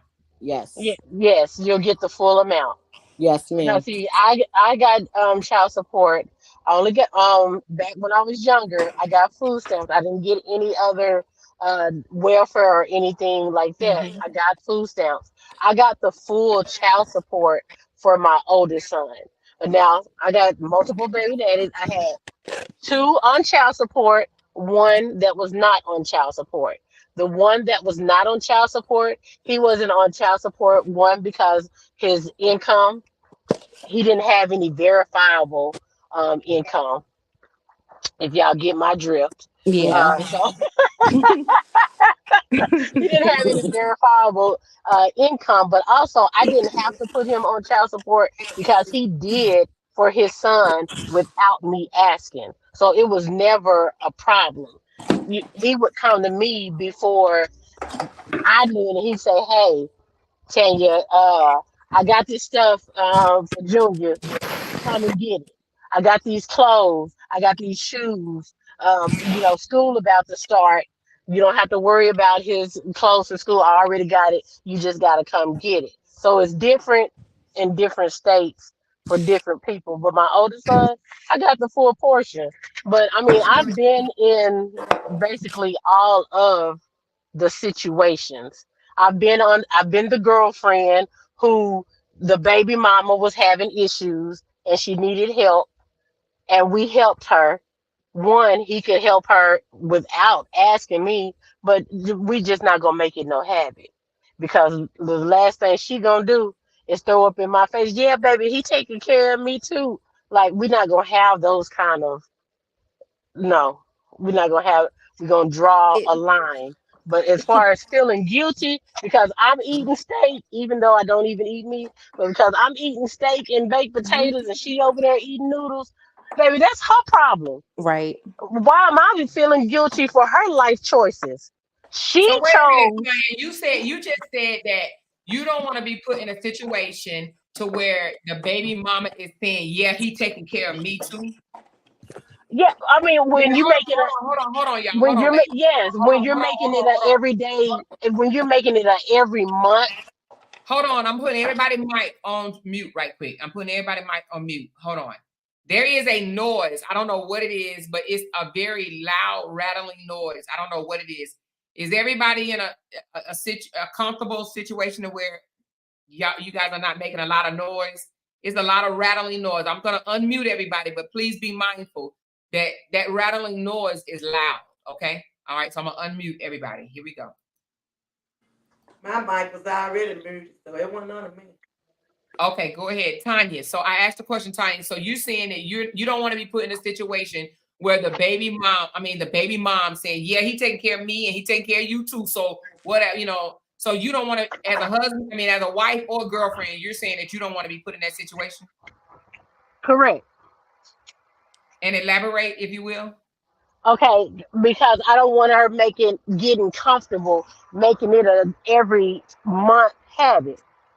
I mean, because like the people were saying, oh, well, she can't go to her mama's house because she's a grown woman.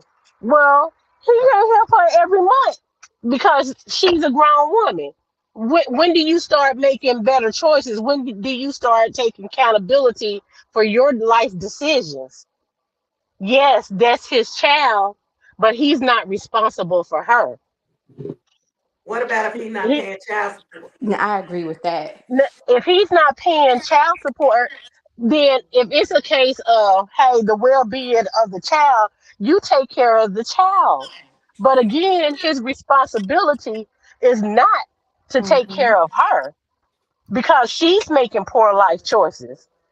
You can't tell me that you're working double shifts like Miss Sierra, you're working double shifts all day long. So what are you doing with your money? You're not financially responsible, but I'm less of a woman because I'm eating steak and you over there eating noodles. Exactly. Would No, you date a man? that's a poor choice. Would you date him if he didn't pay child support or financially care for his child? No, because Okay. I don't do the deadbeat. First of all, Would you I'm want not a him to prove to deadbeat. you? Would you want him Huh? to prove to you that? Would you want him to prove to you that he is?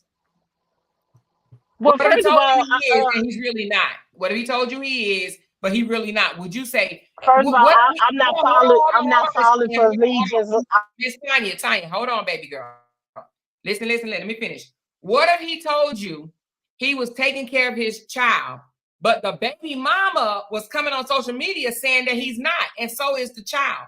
Would you ask, are you, show me proof that you are taking care of your child? Because the baby mama saying you're not, the child saying you're not, and you saying you are. Would you want proof? Okay, I'm gonna unmute you. Here we Yes, go. yes, I would want proof, but I know me, I would already have proof.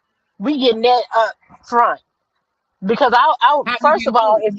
because if you can't take care of your aunt one, I'm gonna know if you're taking care of your child on a regular basis because I'm gonna know what's going in and out the home, So you girlfriend or a girlfriend or wife. There are always signs.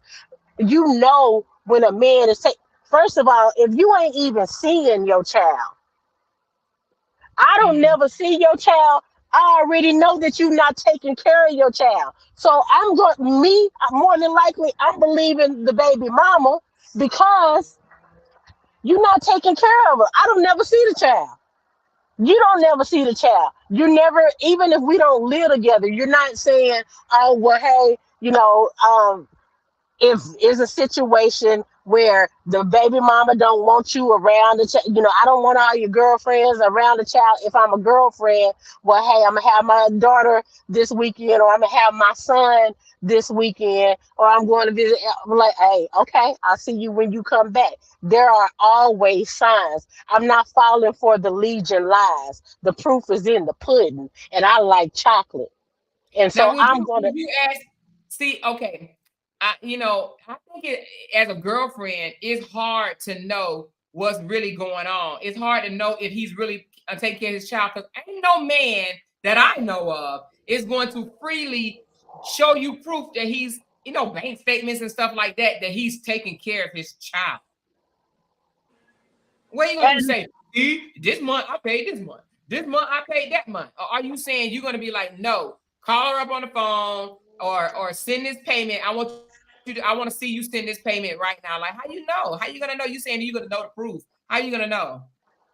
Because that's what I just, a person that is involved in their child and is taking care of their child, it's not just a financial, I'm putting in money. They putting in time too.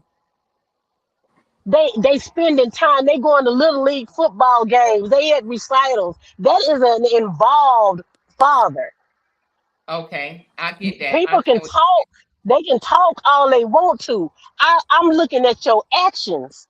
You don't never call your baby. Like, damn, I've been dating you for 9 months, and in 9 months, you ain't talked about your baby other than you done post some old pictures online, but you ain't called your baby. You ain't FaceTime your baby while I'm around. You ain't send a kite, an email, a pigeon, nothing in 9 months. Do you even really have a baby? Because that's what I'm going to be asking. Do you really even have a child? Or is this one of those gimmicks? Oh, you showing me this picture and this is your cousin's baby, and you pretending like this is your child just to get women? Because guys do that. So if you didn't see proof, then what? Would you stay with the guy? Would you just be No, like, no, because I don't like deadbeats. I'm not going for deadbeats. okay, Okay, okay, I come from a family that we take care of ours, and the men take care of they take care of the women. They can take care of their children. That's why I say I've been in every situation where, hey, the baby mama that needed some help, and I've been yeah, the girlfriend and like, hey, okay, what we got to do in order to make sure that she's straight? Because one, the last thing I want to do is take in some extra children when I already got my own package. So anything okay, that we can do to help her to make it easier on her, and they don't have to come and stay, mhm. then Okay, hey, so let's do that. one more question, and thank you for your input. One more Uh-huh. question. So she's about to get evicted. Baby mama about to get evicted. Baby mama with multiple baby daddies about to get evicted. What you saying to your man? Uh, what's the issue? Why she getting? I want to know why she getting evicted. If she's lost her job or something like that, hey, okay, well, what she need? How far is she behind? What is it going to take in order for, how far is the process in the process she is? Because one, if she about to get evicted, it, it got to be one or two things. If they have already filed an eviction notice on her, it's no amount of money that we can pay them because they're not going to take a payment once they file that eviction process. By Okay, law, so they are can't you take the payment. By so law, they after can't take the payment. But if it's say she got a letter on her door and she needs to come up, she got 3 days to pay her rent, and he financially able to do it, hey, you better break bread and show your love. I mean, because at okay, one time you loved her, so hey, make it happen to where she's not in the bind and your child is not stressed. Mm-mm. because we don't need to stress on the child, especially the child and just had a baby. Miss Tanya, your mic is making a lot of noise, Tanya. Okay. Okay, not yours. The other time, I think is that yours? I think it's Tanya Russell. She's waiting. Okay, all right. Well, Miss Tanya, thank you for your input. I do appreciate it. I'm gonna let some other people come up. Okay. Yes, ma'am. Let me drop off. Thank you so much. Miss Tanya Russell, hold on. I'm gonna unmute you, but check your mic because there's a lot of rattling I hear. Okay. All right, Miss Tanya, what say you? What you doing? Good evening, all you beautiful queens. Good evening, ma'am. Good evening. How are you, honey? The world is gonna keep spinning, and that's all I'm gonna say about what goes on in households with kids, baby mamas, baby daddies, and all the other stuff that we go through. But at the end of the day, we all are accepted to know what's right and wrong.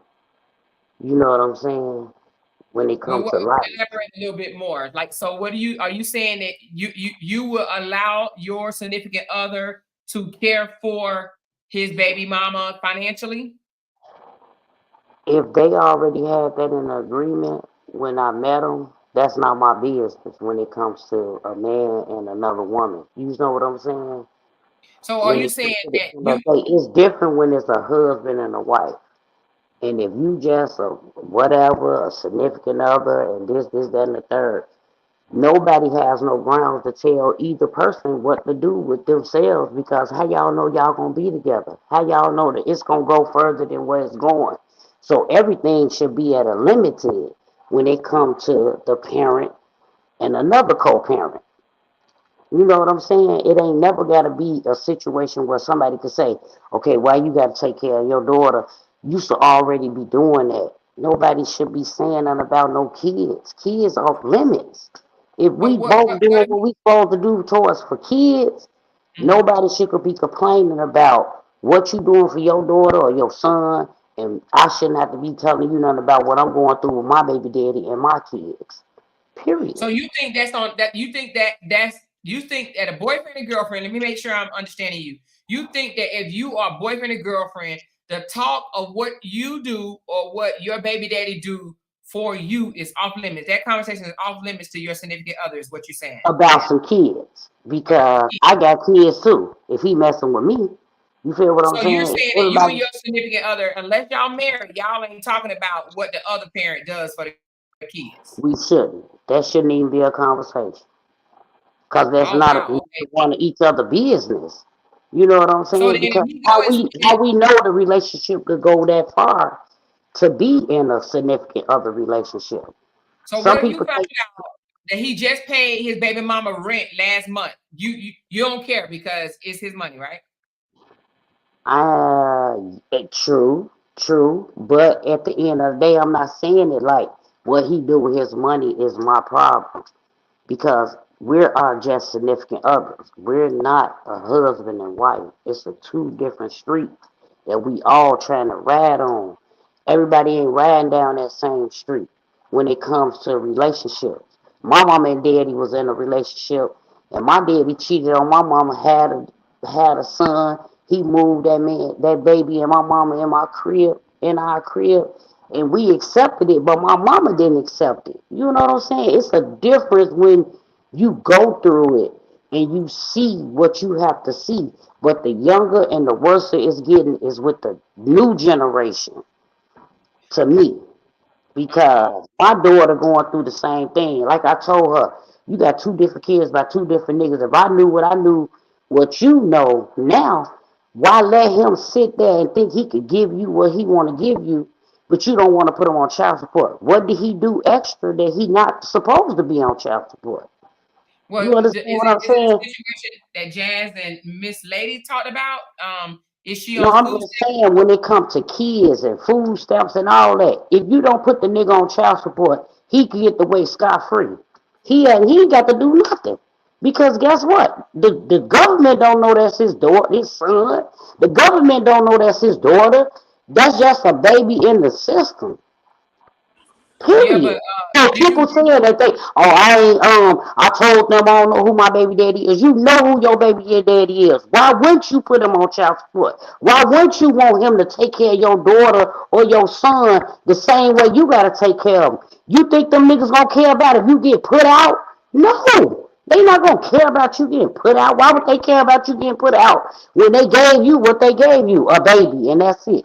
Period. Point blank. So basically, That's it. what you're saying is you disagree with Jazz and Miss Lady and saying What they that. was talking about, they in the system. They ain't caring about nothing else.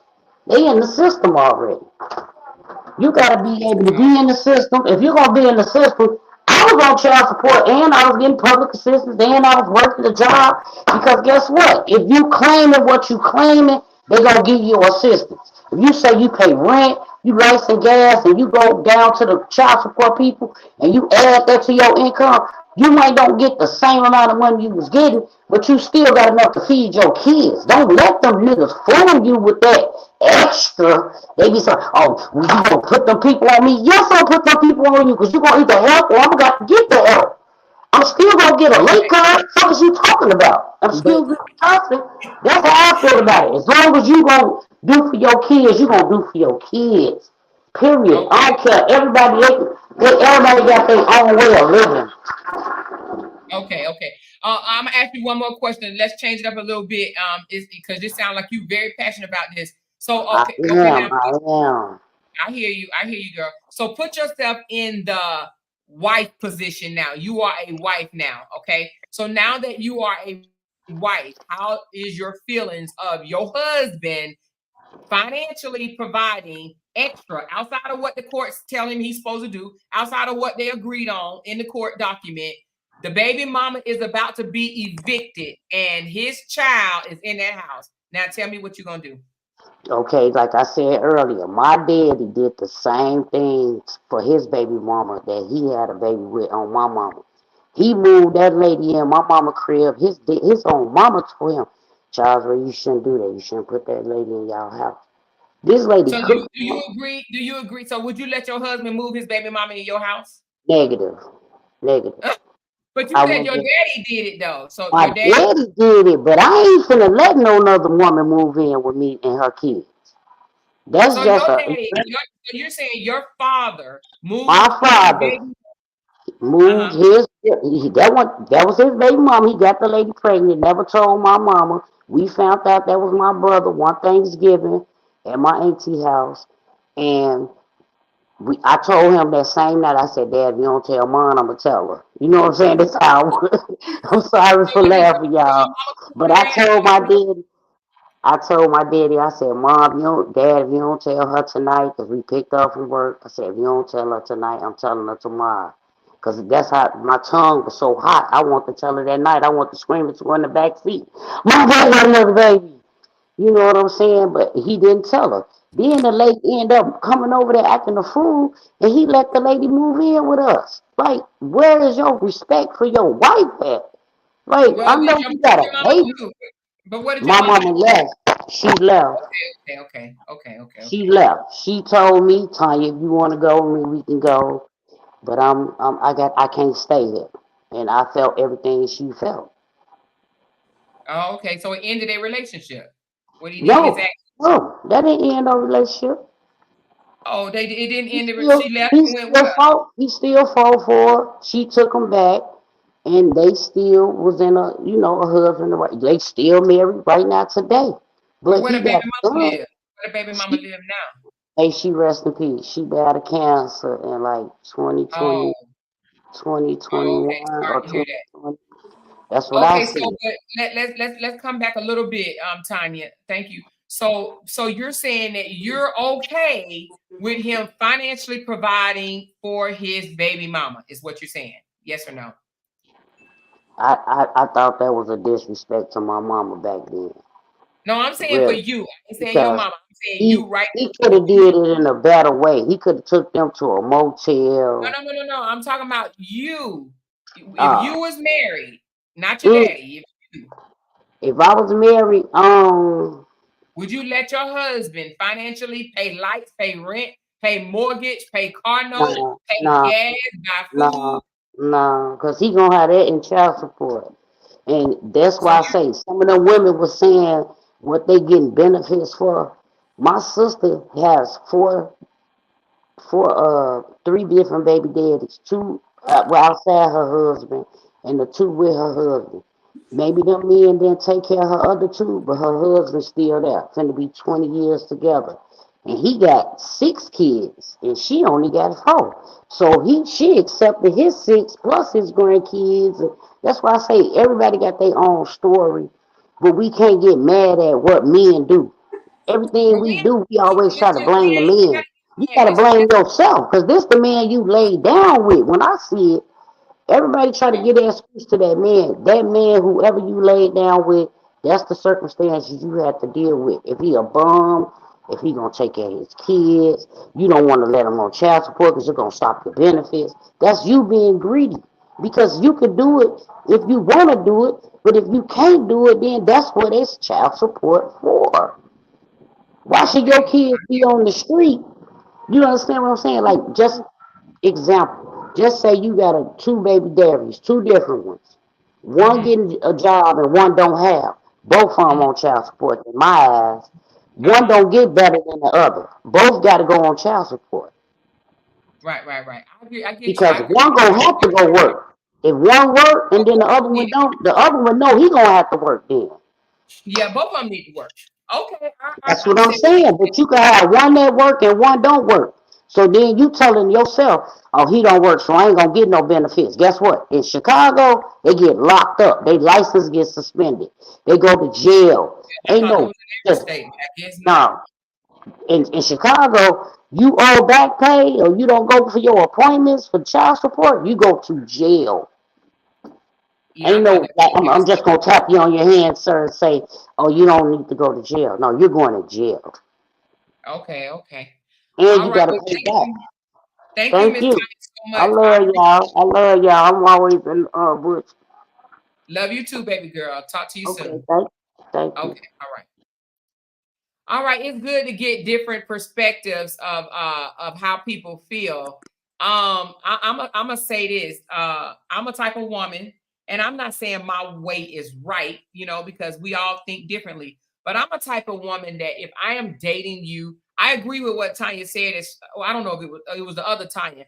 I agree with her saying that it ain't just about the money. The man need to be actively involved in his kids' life. I don't understand how a holiday, like a major holiday, a Thanksgiving, a Christmas, a spring break, a summer can go by and your kid ain't came to our house.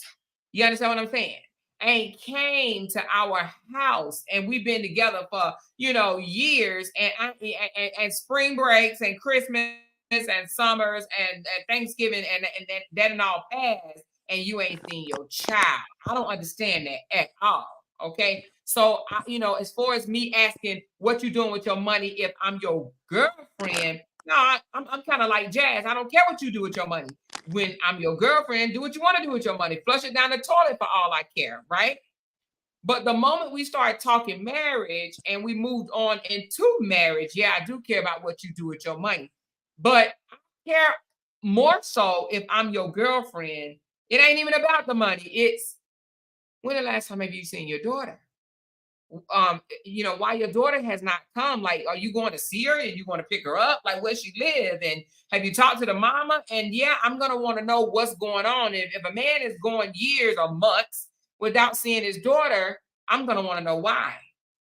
Now, on the other hand, I will feel some type of way with us going out eating and flossing and carrying on or whatever. And the baby mama is online begging for cash outs because she can't afford to do that. Now, I'm not sitting up there saying that we shouldn't live good or eat good, especially if we both work, right? But if the baby mama is working and she just can't financially provide because you ain't paying child support, then no, I don't think that it's cool that I'm. And when I say child support, I don't even mean, court kept up with child support. I'm saying financial assistance, period. If you're not paying no financial assistance, I can't date you to your baby mama. Like, I wouldn't do that. What about you, Michelle? Your thing is on mute. Unmute your channel. No, I'm not doing it. If you're not taking care of your child, you might have one by me. You do me the same way. I'm not doing it. Yeah, because No, I'm that's not doing it. That's trifling. And I definitely wouldn't come online and be like, he is taking care of his child, and if I don't know that for a fact. And to be honest with you, as a girlfriend, I don't even think I would have a dog in the fight. These new girlfriends know your damn place. Why are you online, social media, talk about what he is doing, and you don't even know for sure? You're just a girlfriend. You out here saying he is taking care of his child when he's really not. Just because he told you he's taking care of his child don't mean that he is. She need to be getting in his business and make sure he doing it. Man, anyway, now I'm learning today that you know, I never heard of that, what Miss Lady and Jazz was saying. Have you heard of that? That's my first time. Miss Lady, you said you live in New York. So is that new? No. Or Jazz, if you still in the comments, can you tell us, is that new? No, that's been like that since my baby was my oldest was born, and she about to be 19 in June. So now let me ask you something. I don't want to get all into your business and stuff like that or whatever, but do you get food stamps? No. Because can you with a husband? You could get food stamps with a husband, but I don't get food stamps because I make too much, and then I work, and then they count all my income. So I work, my husband work, and my daughter work. So even if I was trying to go down there and get food stamps, they'll deny me. So I get Medicaid off my job, and I just pay it through my job for me and my children through Medicaid.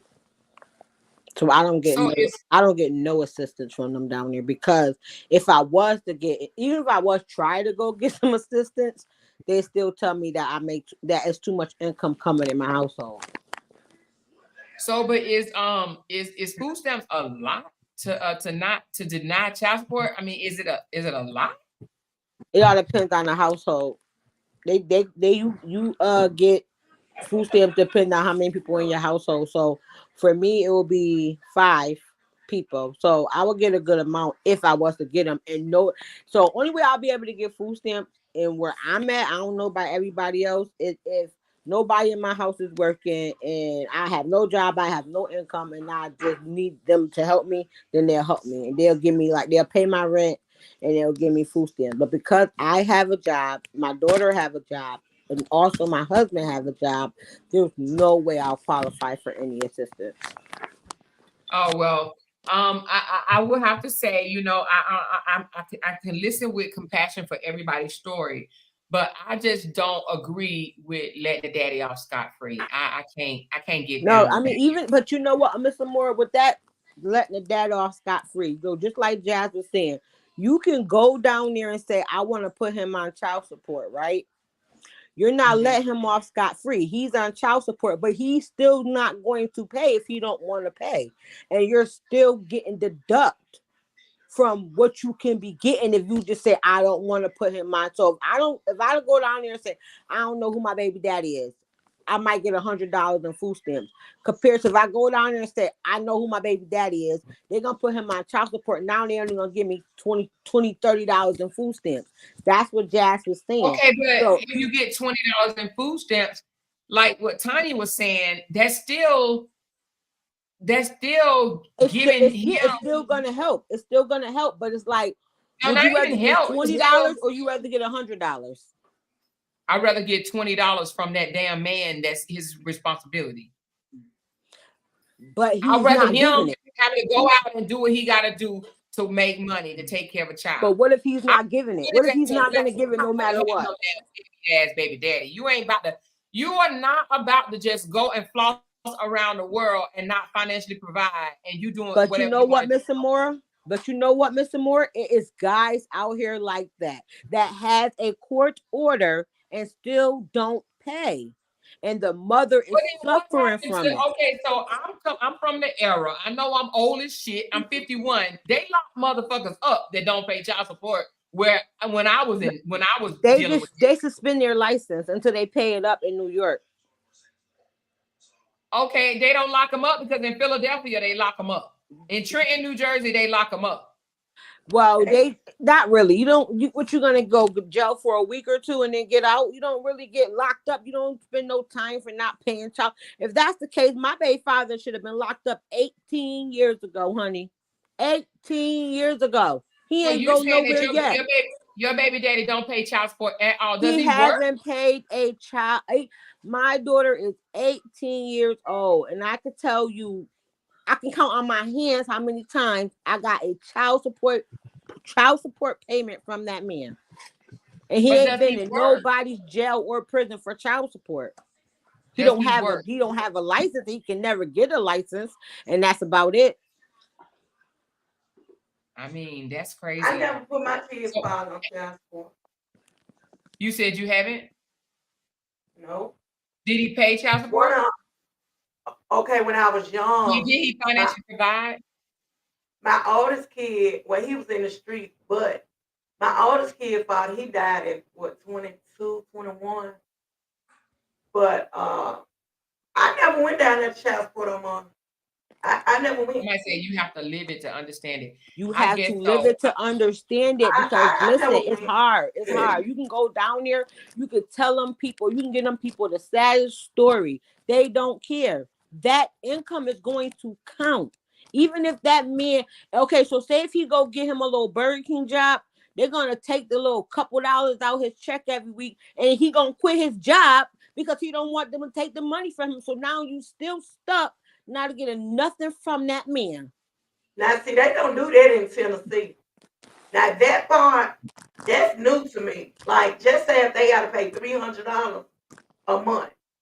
If they take them $50 down there, that'll keep them out of jail and in the crib. But if they're not paying it, they're not going to count that against your income. Now, that's new.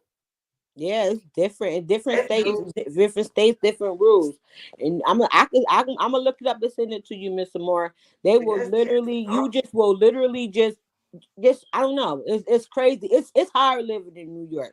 And if you ain't Well, used to it, I live in we have upstate a New voice, York. right? All of us, we have voices, right? Okay. So my thing is this. Now, I ain't telling y'all to do this, but this is just me. Now, social media made things a lot easier to get stuff around the world, right? So I'm gonna give you an example. If I had a baby daddy, right, that was not paying child support, but he out here living his life, he out here flossing, he out here maxing and relaxing or whatever, I'm gonna take the social media. I'm gonna embarrass his ass. If you ain't about to take care of your child, I'm gonna be like Daryl Jackson from Tupelo, Mississippi, and I'm just making up shit. From Tupelo, Mississippi, is not caring for his child Day Day. Okay? Day Day hungry. Day Day ain't got no diapers. Day Day don't have lunch money because Daryl Jackson from Tupelo, Mississippi is not paying child support. He keep quitting his job. He's not holding it down. He's not taking care of his responsibility. So if anybody see Daryl Jackson, tell him his son Day Day is hungry. Why can't you do that? I'll do that. I will do that. I mean, you can do that, but you think he gonna? If I had to, I would. He don't care. This man, I'm gonna speak for myself, okay? My baby father is Men don't 14 like to be years put on old. blast for being a Mr. Mora, deadbeat. Mr. Mora, you know how many times I don't, like I said earlier, he hangs on corners like he's still young, okay? You know how many times I done pulled up on this man in front of his boys and asked him for money and tell him he need to take care of his kids, and he laughs in my face. They don't care, okay? They don't care. So, I'm gonna speak okay, for if they don't myself. care, so then I have another question. I have another question because us women need to ask ourselves this. And I know that this is long time ago. Y'all, you probably had a child from long time ago. But when you messing with these dudes, when you meet these guys and you having relationships with these guys, are you even thinking about that they ain't shit before you actually get pregnant? No, because but then sometimes they show you differently. So for my daughter, I was catered by him. Okay, Mr. Moore, he didn't start showing his true feelings till my daughter turned 6, maybe 6. That's when I So could say he really started like showing true feelings. Like I never went down there from like when she was 1 and got on child support. I had to go down there maybe when she was like 3. I lost my job. I was things happen. So I had to go. So you go said get you help. didn't see no signs that he was a deadbeat No, ass because motherfucker it was my until real 6 first years in? relationship. It was my real first relationship. He catered to every needs I needed. My whole 9 months of pregnancy, doctor's appointments, he was there. Shopping for the baby, he was there. He was pulling out money, making sure that he, got everything the baby need. So I felt as if he was gonna be he's gonna be a stand-up man for his child. It was his first child. So by the time she turned 6, he had more kids by then. You understand what I'm saying? You see where I'm coming from? Because by the time she turned 3, he left me. You see what I'm saying? But even though when she was 3, he left me, he still was making sure she was good. But now 3 years later, he got more kids. So now he felt like, well, I can't take care of all these kids, so I'm not going to take care of none of them. So he told you, I'm not going to take care of No, the kids. he ain't got to tell me. He showed me. So he just stopped giving money. He just stopped doing with anything I called. Hey, I need this. Hey, it's school time. I need you to go half for me with school clothes. No text back or hang up the phone or like I said, laugh in my face when I pull up on him in front of his homeboys. Like that's what I can't speak for everybody else. I can speak for me. That's what I dealt with. Well, I mean, I don't want to judge people because I know I'm gonna put your thing on mute right quick, Jazz. Jazz, your background is very, very loud. But here, I'm not gonna judge women because I don't want you guys to think that this is a no judgment zone. So I don't want y'all to think that I'm judging y'all. But I would just encourage anybody that even if you have not even started having kids yet, this is things that y'all need to take into consideration. You understand what I'm saying? When we see this fine guy, he live that fast life and we this, that, and the other, like, you got to think about that before you start having kids or whatever. You got to think about what type of man you having kids with. Now, both my kids' father is on child support, but they were both military. One is retired military and one just so happened to get out. But even the one that got out, he's a fucking deadbeat ass motherfucker.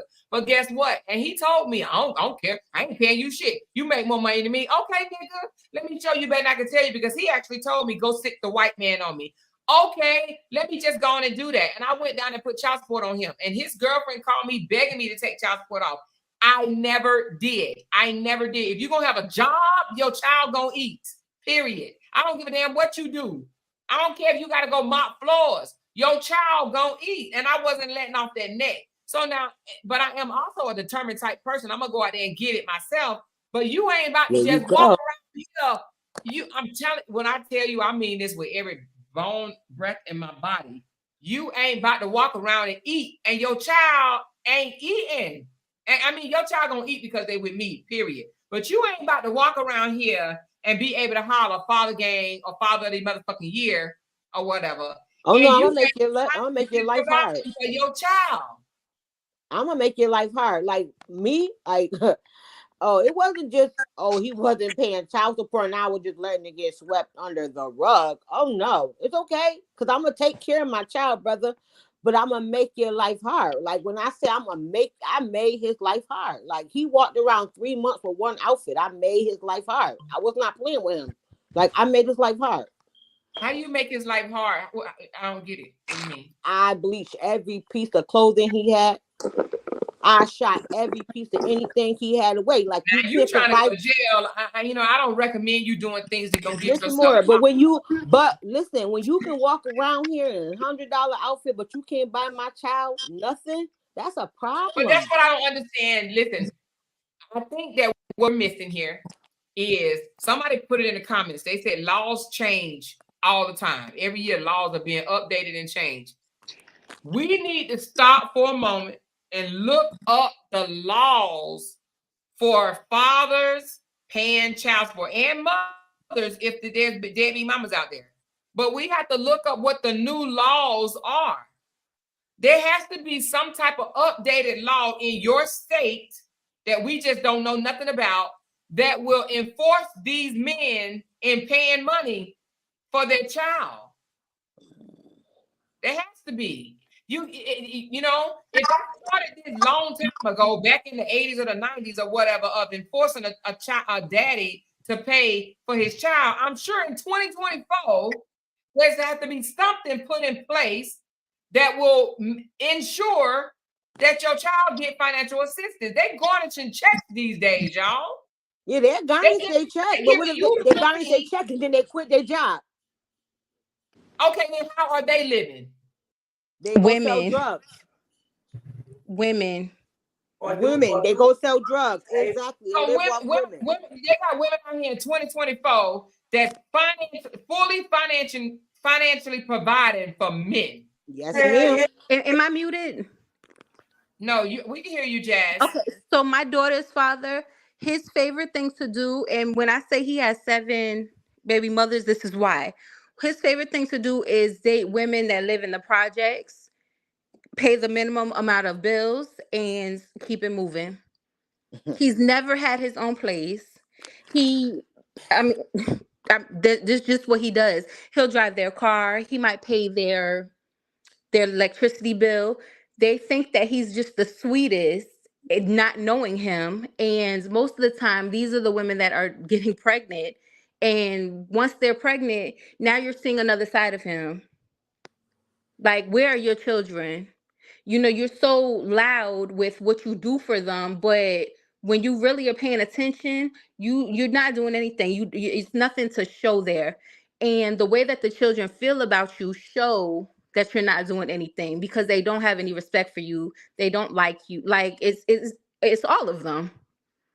So how many kids did he have before you? Did he have 6 kids before you had his child? No, my oldest is his oldest. She's both of our oldest.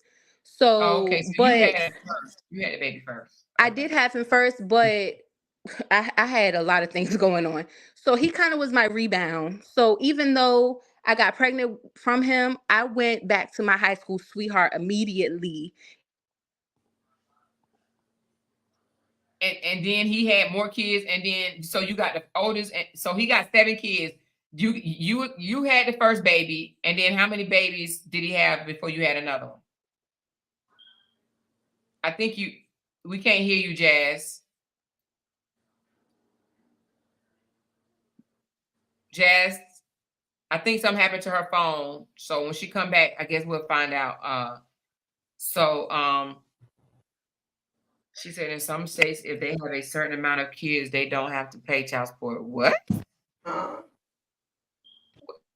Well, because so many of his children's mother gets government, they live in the projects and this and that. It's like they don't want to risk their income and what they have going on by chasing a dollar that you're never going to get.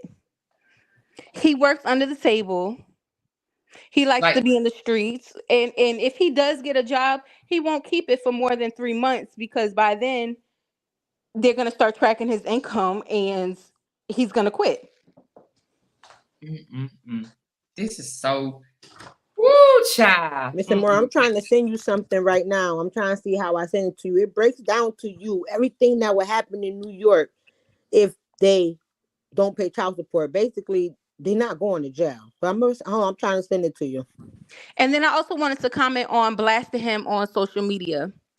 So because he does, if I think that the girls are looking cute and I'll try to be nice to him and send him a picture, most of the time he's going to upload that same picture and just take all of the credit for it, which it really just, like, my skin burns when he does that because I work hard to provide everything that they need. So for him to be trying to get credit, that's one thing.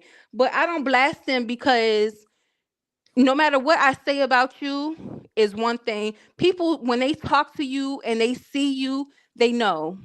Like, I just have to let his actions speak for him because if I say anything, then what are we doing now? We're going back and forth with each other. How old and is I'm already embarrassed. I'm already embarrassed that we have kids together. So I don't even want anybody to know I'm associated with you. How many kids do you have with him? 2. And you said we didn't hear you.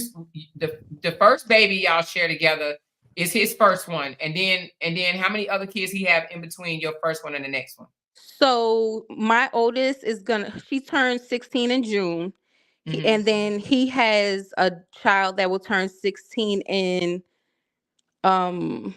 maybe November, And then he has another child that turns maybe 14 or something. Like they all are back to back. The oldest about to be 16. He's had maybe 4 that are back to back. Like they're literally in the age. He took a break, and then he has maybe a 6, 5, 4, and a 3-year-old.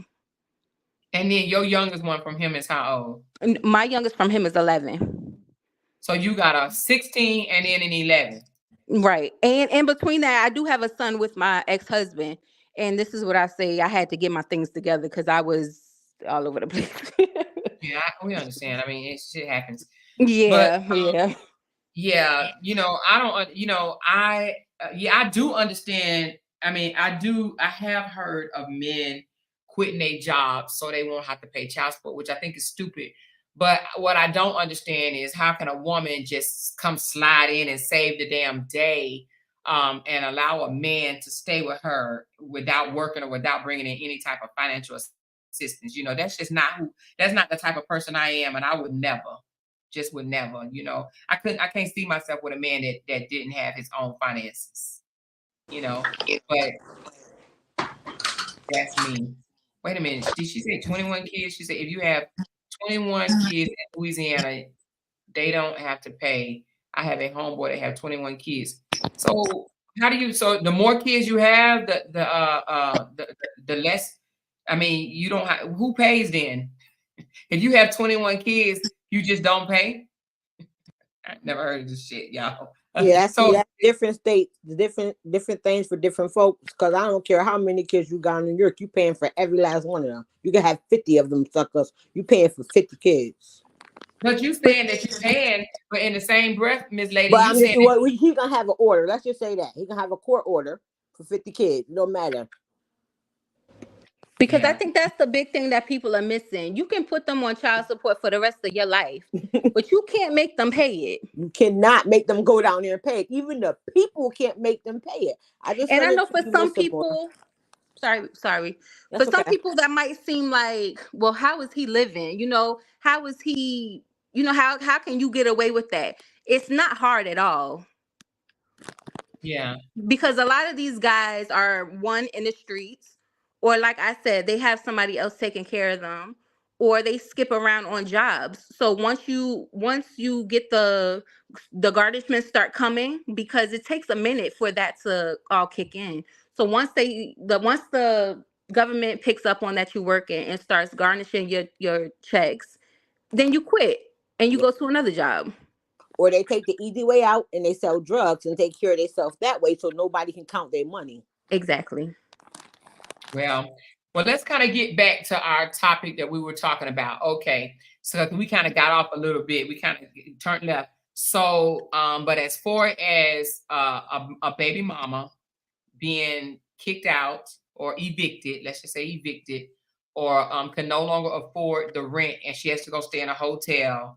So, are we saying that we okay with seeing her staying in a hotel because she ain't taking care of her responsibility? As long as he's paying his child support, as long as he's doing his part, you don't care about her staying in a hotel. Well, see, now I had another side of this, because if we're talking about a specific person, I feel like how big and bold of you to be on social media broadcasting baby showers, and you know you're having a great time getting registries and doing all of this, and then now what? You can't pay your rent. So basically you saying that now you're changing it to saying it depends on who the person is and the circumstances around it. Not who the person is, but it just goes back to my first statement when I said, you know, what are you doing with your money? Okay. She got a lot of kids and her job might not be paying enough. That's what I'm assuming. Okay, so now she would be in the same boat that I would put my daughter's father in. How dare you keep having all these children that you cannot afford? But they hear now. You know, they hear now. And you're right. And now you have to accommodate them and you know, do what you need to do. But you know, time. So you don't think the baby daddy should be responsible? You saying there's an irresponsibility on the mother part because she keep on having all these goddamn kids, and she shouldn't be having all these kids. can't afford them. Is what you're saying.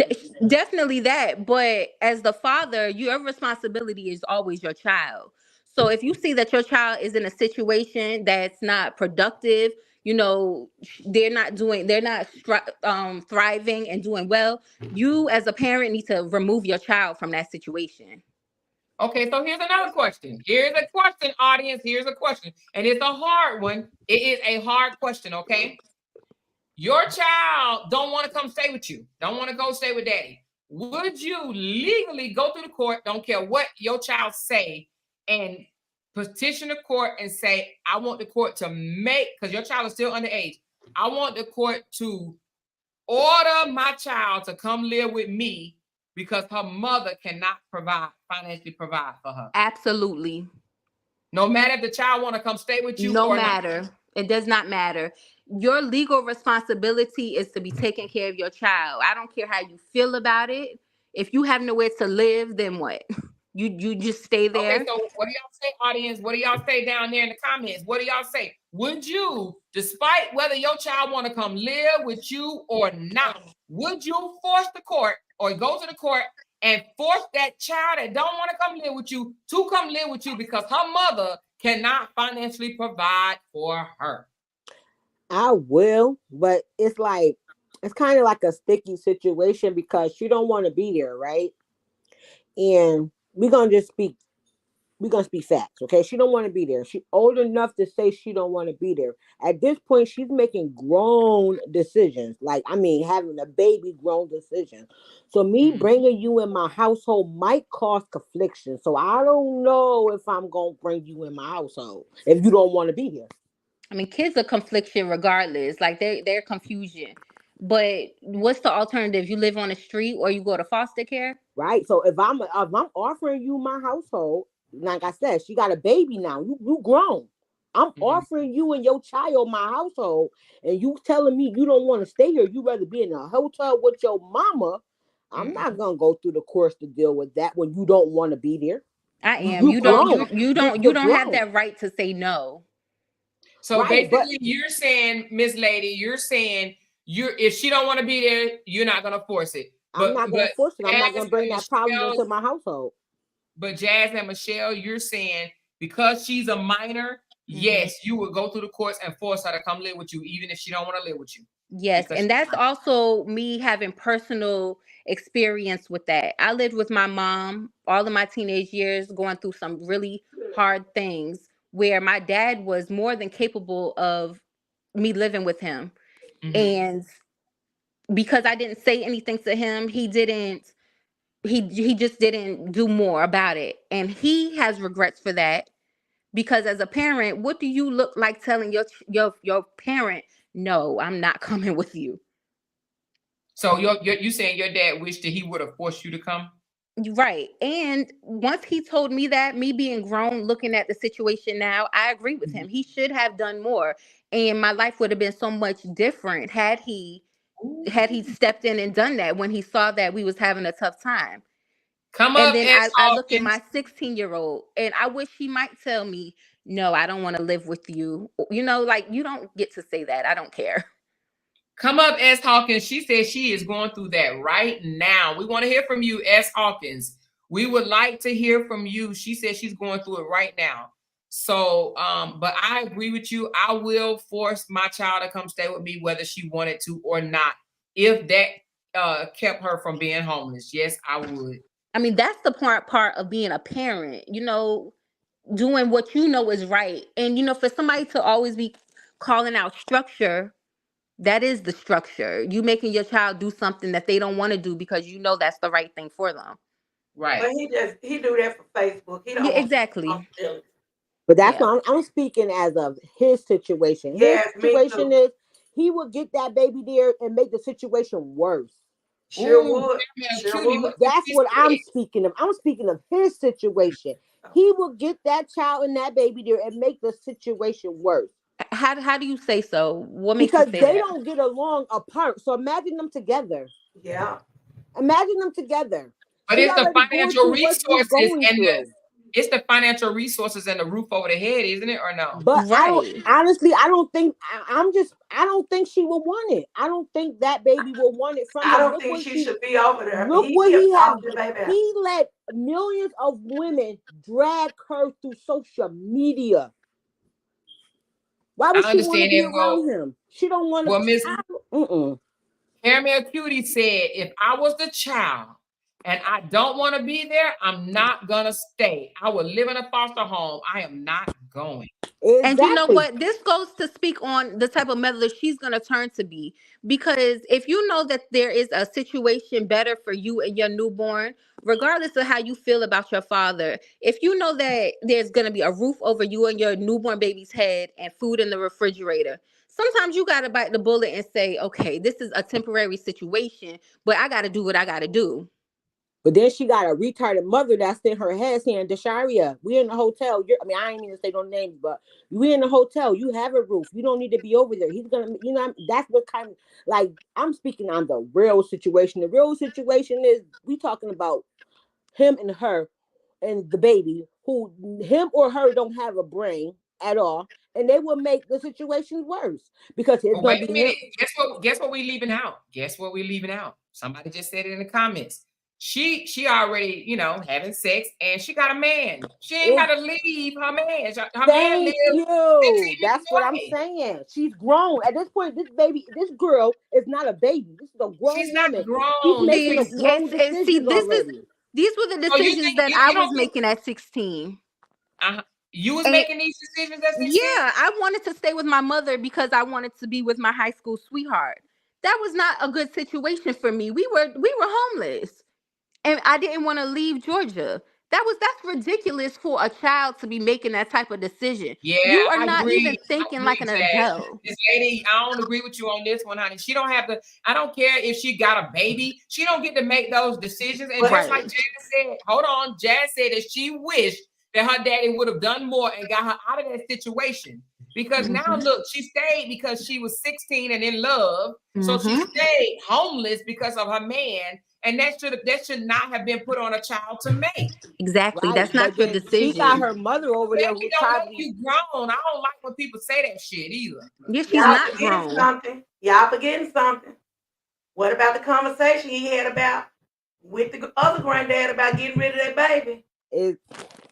Listen, I mean, people say things in the heat of the moment. If my 16-year-old came to me and told me that she was pregnant, I might threaten to throw her down the stairs. I just don't even know what I would say to her. So I can't even, and I don't like him at all, but I can't judge that, especially listening to what the mother is saying, because she spins things to how she wants to.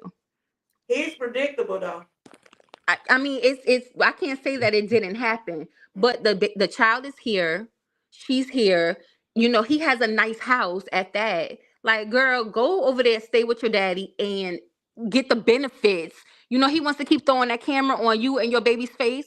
Take all of that and make it into what you can make it. Nah, I don't. And that's not probably what she. And that's why she don't want to be over there, because that's not what she wants. She could throw her own camera on her own face. She don't want that. She don't want to have to deal with what that baby deal with. He's already controlling. So would you rather struggle, right? Would you rather struggle financially or have the financial assistance you need? I'm not going to go and live with somebody that's going to try to control my every move. But I'm you not are going to do that. Exactly. You are a child. I'd rather Is it controlling to say do your homework? I'd rather stay with my mom, because at the end of the day, me and my father don't get one along. At a time. Let's respect the panel. One at a time. Okay? One at a time. Would you rather be, do you think you could you could be controlled as a child? Okay, one of y'all speak. But if my mom already, I feel like this. If I have a relationship with my father where we don't get along, we can't even be in a room together, right? For so long before we clash heads. And I know he don't respect me. I know for almost 2 years, I got dragged because I came on social media and spoke my truth about what he did to me. Okay. And then again, her truth about what he did to her. Maybe that baby's still holding a grudge about what he did to her. So maybe she don't want to be around him. She will deal with him because that's her father. But to live with him, that's a whole nother situation. But if you're willing to accept financial assistance from your dad, I don't want nothing from you. I'd rather stay with my mother. No, you don't get to make that decision as a I child. might be scared you might beat me in blood again. Exactly. She already been in the house with him. And she already been in the house with him. She deal with things with him. She know how he react. I'm not gonna go back in the house with you again. I'm be there with, and this time I don't got a stepmother to come help me if you're beating me. It's just me and my baby in there. Okay, so did we all hear that the mother put her hands on the child as well? And she did, and put her out. Nobody knows that. She right. Okay, her so out. That's why I could say a whole lot more. Ooh, Lord. The mama might not be bad too. So why is one parent different than the other parent? They're not. In this case, that baby is in a world of trouble. No. If that's the case, because I never heard that. So if that's the case, then yeah, that baby is in a world of trouble. She need help from someone. Someone needs to help her. But think about what you just said. So should she be forced to stay with mama? Because now where's she going? No. She shouldn't be forced to stay with neither one of them. So now, do you think that dad should, even though what dad did, which is awful, you think the dad should go legally fight for her, or he should say, the hell would have stay in a hotel with your mama that put hands on you and kicked you out? Mr. Moore, I'm gonna be honest with you. I don't know, because you got two fucked up parents. Listen, just like Solandra said. But let's listen to Hawkins. As Hawkins, you said you're going through that very thing right now. Tell us about it. So can you guys hear me? Yes. Okay. So my bonus daughter, she lived with us for years. She moved in with us when she was in the 5th grade, and she lived with us up until right before her senior year. And it was a situation where she literally, we moved from Virginia to North Carolina. And when we moved, she told her mom, she was like, I want to go live with my dad. So her mom was like, hey, I'm all for it. Fine with me. Like I said, she came to live with us, 5th grade. Everything was cool. As she started to get older, you could tell the attitude was changing. And it was more so the fact that her mom was not stable as well. Instead of her mom just being real with her and telling her, hey, I can't take care of you, because she had other children as well. She has 4 children, all different baby daddies. Instead of just being real with her, saying, I'm struggling right now, I can't take care of you, it's better for you to live with your dad, she would put things in her head like, you can come back and stay with me, but you got to ask your dad. She would always put it on us and leave it up to us to explain to her that, no, you can't go back to Virginia right now. So it was more so she had to be with us because your mom just don't have a place for you to go. Mm-hmm. So then when she would go during the summer to stay with her mom, it was the phone calls. Well, can I come back and stay with my mom? I want to stay with my mom. My husband's like, absolutely no, that's not happening. But then instead of her mom saying, again, being real with her, you can't stay with me, she still would leave it up to him to explain it to her. So then now it's, kicking and screaming. We have to bring her back to North Carolina and pick up the pieces, because now she's heartbroken and she thinks it's us keeping her from her mom. So, exactly. So then we get to, COVID, her senior year, her mom came and picked her up during spring break. During spring break, she goes to Virginia. My husband's like, I don't care. Just make sure you keep up with your work. Then the phone calls start again. Well, I want to stay with my mom and I can help her out with my little brother. My husband's like, absolutely not. Your mom just need to keep it real with you. I'm not allowing you to go back to Virginia. It got so bad to the point they were stressing my husband out. And he was just like, you know what? As long as you keep up with your grades and make sure you find a job, okay, I'll go with it. So needless to say, she moves back to Virginia. She graduates. Now she's about to turn 20 years old. And it's to the point where her and her mom are not getting along. The whole thing of going back to Virginia, her mom wanted her back for a check. Let's keep it real. Mm-hmm. She moved her back to Virginia and immediately put my husband back on child support. But the whole 5-6 years she was living with us, never paid a dime. Didn't say, well, I got my income tax money. Do you guys need any help? I'm just going to send you something. So how old was she when she went back to go live with her mama? She was 17. Oh, well, she only got child support for what? Some months? Exactly. It was only for a couple of months.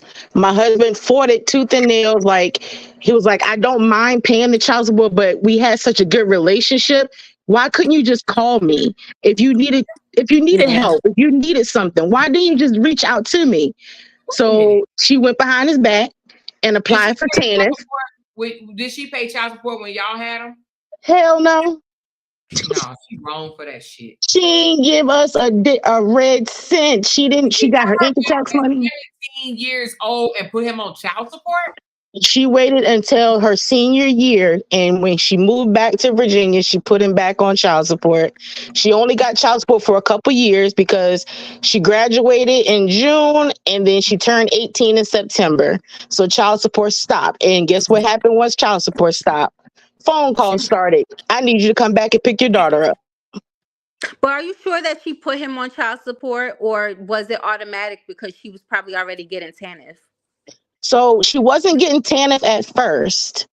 When my bonus daughter went back to Virginia, she applied for TANF. So of course, with Virginia, when she applied for TANF, they took him back out for child support. But she still had the opportunity to say, I don't want child support. But why did she didn't fight it. Her to go? He should have made a decision. He should have made an executive decision to say, no, you can see your mom as much as you want, but you're not going back to your mom. She is not financially able to care for you. I think it was more so my husband got tired of fighting. It was constant phone calls while he's at work. Oh, well, I'm sorry. That's when you have to stand on business. It ain't up to and the child. That's what I told him. If she only had a year left, I can understand him saying, you know what, you're so adamant about this, go ahead. And that's going to be something that she's going to look back years later and is like, you know, you was right. Yeah. She was not and stable now enough. and now she's been out of school now. I think this will be her second year out of school. Now we're going through the fact that her mom was her friend and not her mom. Exactly. So now she don't respect her. So now they're constantly getting in fights, getting in arguments. It's gotten to the point we had to bail her out of jail during Christmas time because she got in a fight with her mom and put hands on her mom and my husband. And then they almost got, her mom kicked her out of the house. And my husband's like, look, like you can't be out here homeless. You can't be going out here going from couch to couch, staying at people's houses because you want to do what you want to do, when all actuality, you live with your mom. You don't have your own place. Mm-hmm. You stay under her roof. You got to do what she says. And my husband's the type that regardless of what they have going between them, I'm not going to allow you to disrespect your mama, and you're not going to do it in front of me. So he will check her real quick, but when he's not not on the phone, out of sight, out of mind, she's cussing at her mom. She bringing her boyfriend over to her mom's house, just flat out disrespectful. So then during Christmas, she put hands on her mom. Her mom kicked her out of the house. We had to send money, bail her out of jail. My husband's like, no, you're coming back to North Carolina. Because at this point, you told me you wanted to go back to Virginia to be with your mom. You were supposed to help your mom out with your little brother. Now y'all just not getting along. Y'all constantly calling me while I'm at work. I can't be on the phone like that. I'm getting in trouble being on my phone. You're calling me, tag team calling. She'll call, then the mother will call, then she'll call, then the mother will call. All hours of the night, all hours in the morning. My husband was just like, look, you coming back to North Carolina. I can't deal with this. I have to make sure as my child, you have a roof over your head. She flat out told my husband, I don't want to come back to North Carolina. She said, I'm not going to be happy if I move back to North Carolina. That broke my husband. My husband was like, what do you mean you're not going to be happy? So you're telling me that when you're with me, I don't make you happy? And my husband was like, look, like you said she's 20 years old now, right? She's about to turn 20. I mean, do you she just wants to do what she wants to do. Exactly. I mean, I understand you still care, but like he can't make her come back now. And that's what I tried to break down to my husband. Like, she's an adult now. Like, you can't Technically, if you go down there and you make her get in the car, you're going to jail for kidnapping. You Right. can't at this point make her do anything. But I understand where he's coming from, because at the end of the day, it's still his child. You don't want to see her out there homeless. You don't want to see her out there going from couch to couch, staying at other people's houses. He wants to make sure she's okay. And it's so many young Black girls coming up missing, and he doesn't want her out there just doing whatever, and then something happened and he feels bad later, like, well, why didn't I do this? Why did I do more? So that's why we've been trying to get her back here. But like I said, at the end of the day, she told him, I don't want to come back down there. So now my husband's like, I'm between a rock and a hard place, because I still want to make sure my daughter's okay. But at the same time, he and I, we have kids together as well. Our kids are the youngest. So he's like, if I bring her back down here and she doesn't want to really be here, now she comes down here and starts havoc in our household, because she's gonna run away. She's Not gonna even do running it. away. Yeah. She's grown. At 19, Yeah. that ain't running away. She just left the house. That ain't called running away. Yeah. She just stayed out. You know, she just didn't come. You know, I understand what you're saying, but I'm gonna tell you this. Now, let me give you some advice, because I'm probably a little older than y'all. I dealt with this. When your child become grown, you gotta let them make decisions. And guess what? Them decisions may not be right for them. But I'm gonna tell you, as much as we want to put our input in it, they tend to go further and further away from what we suggest, because they do feel like they grown. Yeah. Now, I will say that, you know, allow them to make decisions, but always have the door open to where if they fall, you're there to catch them. But you have to let them make their own adult decisions. She's 19. If she wants to stay with her mom, let her stay with her mom. It will come back around, but just have that door open. But let her stay with her mom. Don't force her. You know? And that's my husband's father has tried to tell him that, like, you know, you've done all you can do at this point. Like you told her the door is open. You know, if you want to come down here, you can come down here, get your mind together, then go back if that's what you want to do. You put all that out on the table there for her. But if she doesn't want to take it, at the end of the day, she's grown. Okay, so I got another question, and that's why when I first started this live, I didn't say no names, because I was talking in general, but I'm getting questions like, do we know if they were evicted, or is she just temporary housing until a place is ready for them to move in? Now, we don't know for sure if she's evicted. You know, people put shit on the internet and it can mean whatever. Sometimes they do it just to get you talking. But I asked my husband a question, and I wanted to come bring that to you guys. So we're really talking in general, but we are kind of talking about her situation. Now, we don't know if she's really evicted. Now, we know that she struggles paying her rent. She's always struggled paying her rent, but she could be downsizing, and that that hotel that she's in could just be temporary housing. But we was speaking in general. That's why I didn't really want to put no names on it. This is in general, but at the same, we ain't blind. She did post. Now, the thing about it is, she the one posted New Journey, right? My new journey of new beginnings, or whatever the case. And she showed a picture of the hotel. So we ain't dumb. You understand what I'm saying? But at the same, we ain't dumb. And she did it for a reason. Okay. Somebody says she on a work assignment. She on a work assignment with all them kids. Somebody said, some dumb person on the other side said she on a work assignment. That's what it looked like to them. But let me tell you this, even if she is on a work assignment, and even if she is just in temporary housing, to a hotel with 2 beds and a mama, with two mamas and 5 kids, how many is that? That's 1, 2, that's how many? Oh, hold on. That's 7 people in a hotel with 2 beds. That I don't even, can you do that? Why would you take your kids? Technically, you're not supposed to. Yeah, so that's a fire hazard. That's a fire hazard. And she said, now that's who stay at Motel 6. Well, we know she ain't gonna be able to stay past 27 days. But Cheryl girl said it's for content. She said, but we shouldn't jump to conclusion either. We shouldn't jump to conclusion, and that's why my post was generalized. It wasn't just one person. We weren't speaking on just one person, but we're speaking in general. You understand what I'm saying? So somebody said she posted that for Cash App. We don't know what she posted it for, but what we do know is she posted a hotel with two beds in it and said new beginnings. And then we went over to her daughter page and saw that she is posting from that same hotel with her baby with no blanket around that newborn. Okay. Now I want her eating some Bonefish Grill, and it's good.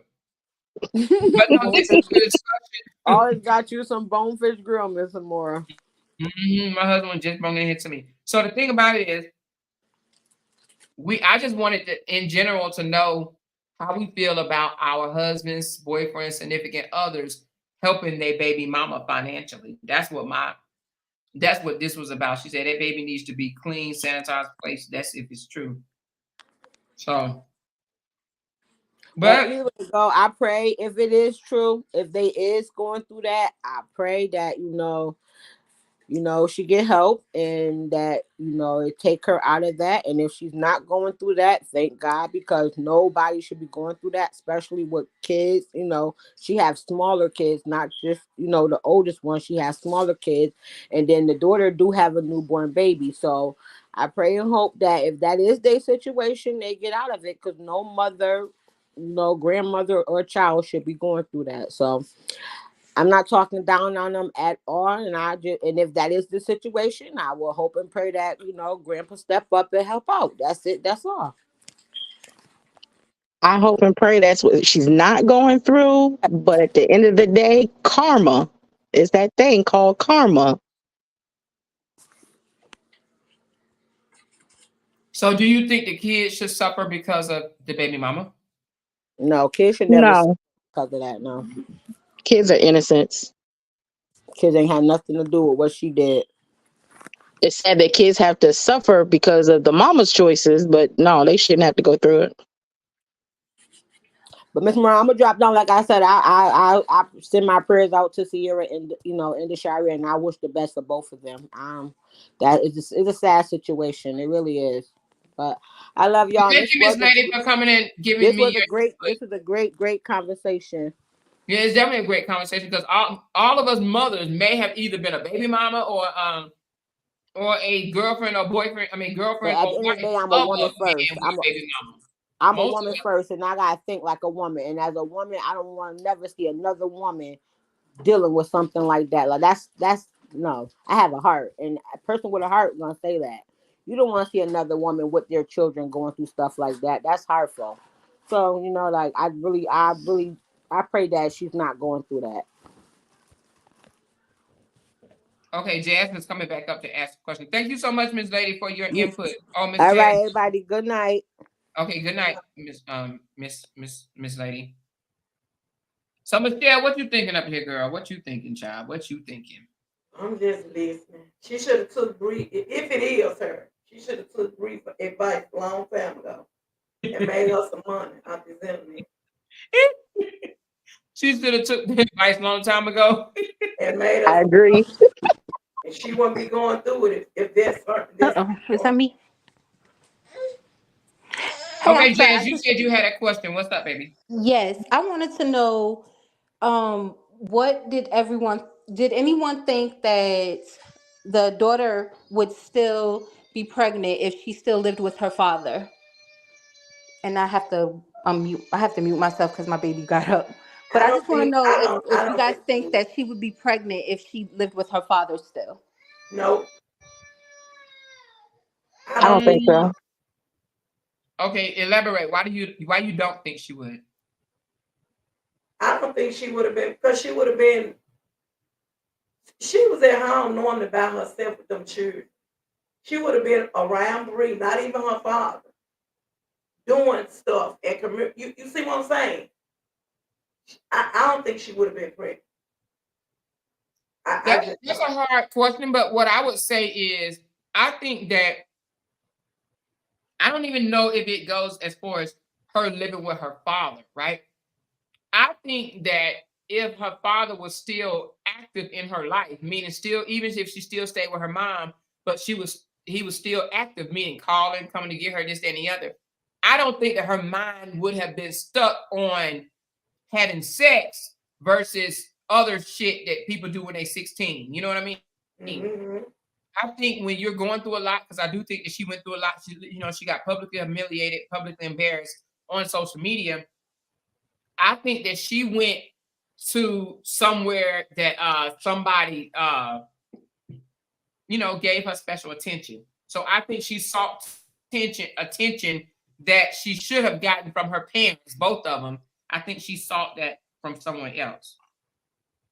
So True. I can't say that if she would have lived with her daddy, she wouldn't have got pregnant, because you sneak around and do what you do while living with your dad. You could do that while living with your mama. You don't think so? I just don't think she would have been pregnant. I agree with that to a certain extent. Why is it?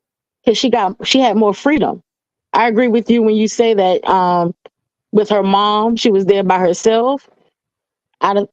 It was more so like she didn't have that supervision. Whereas when she was with Bree and she was with RH, it was more eyes on her, if that makes sense. It was constantly doing stuff. You weren't there, looking, like you said, Mr. Moore, she wasn't looking for the attention in other places because she was getting the attention. Whereas when she went back with her mom, she was more so now the babysitter. She was the at home looking after the younger children, no adult supervision there, so she could really do whatever she felt like doing.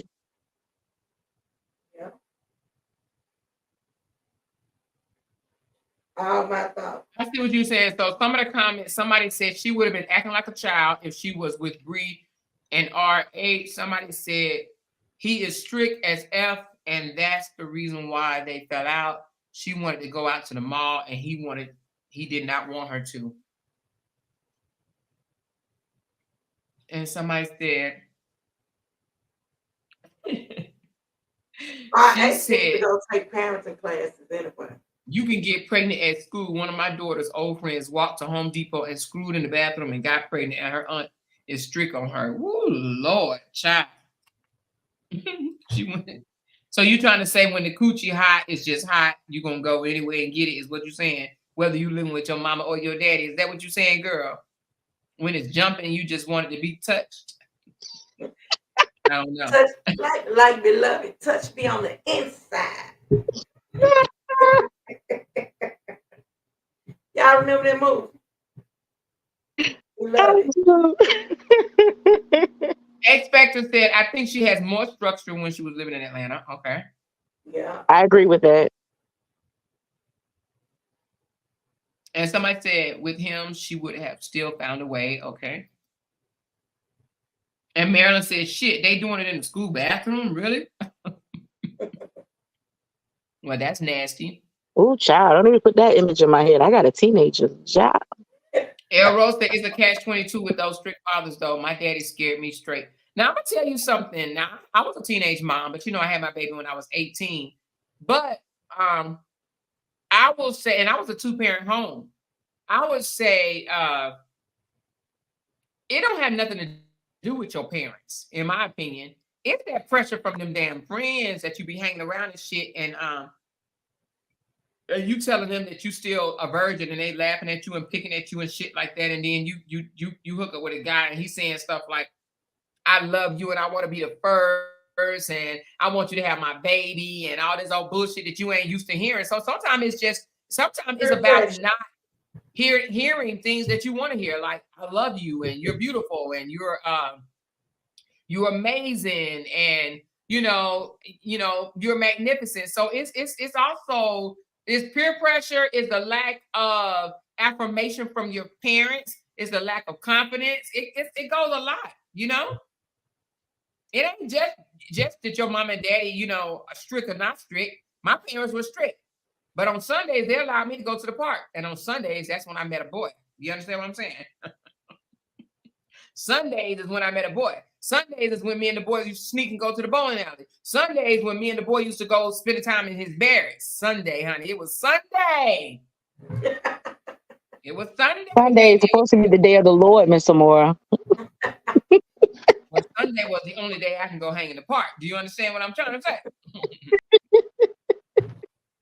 And the park was full of some nice looking things, baby. So Sunday was the day that I decided to be bad. Okay. Hell, I was telling my mom and daddy I was still a virgin. And I was pregnant. I was still running track and everything. They ain't know I was bumping and grinding. My mama said, "You pregnant?" I'm like, "No, I'm not. I'm still a virgin, honey." So we went to that clinic and she said, "Congratulations." I'm like, "Oh, Lord." Now, I would have to say it was not my mom and my daddy's fault. Let me say it like this.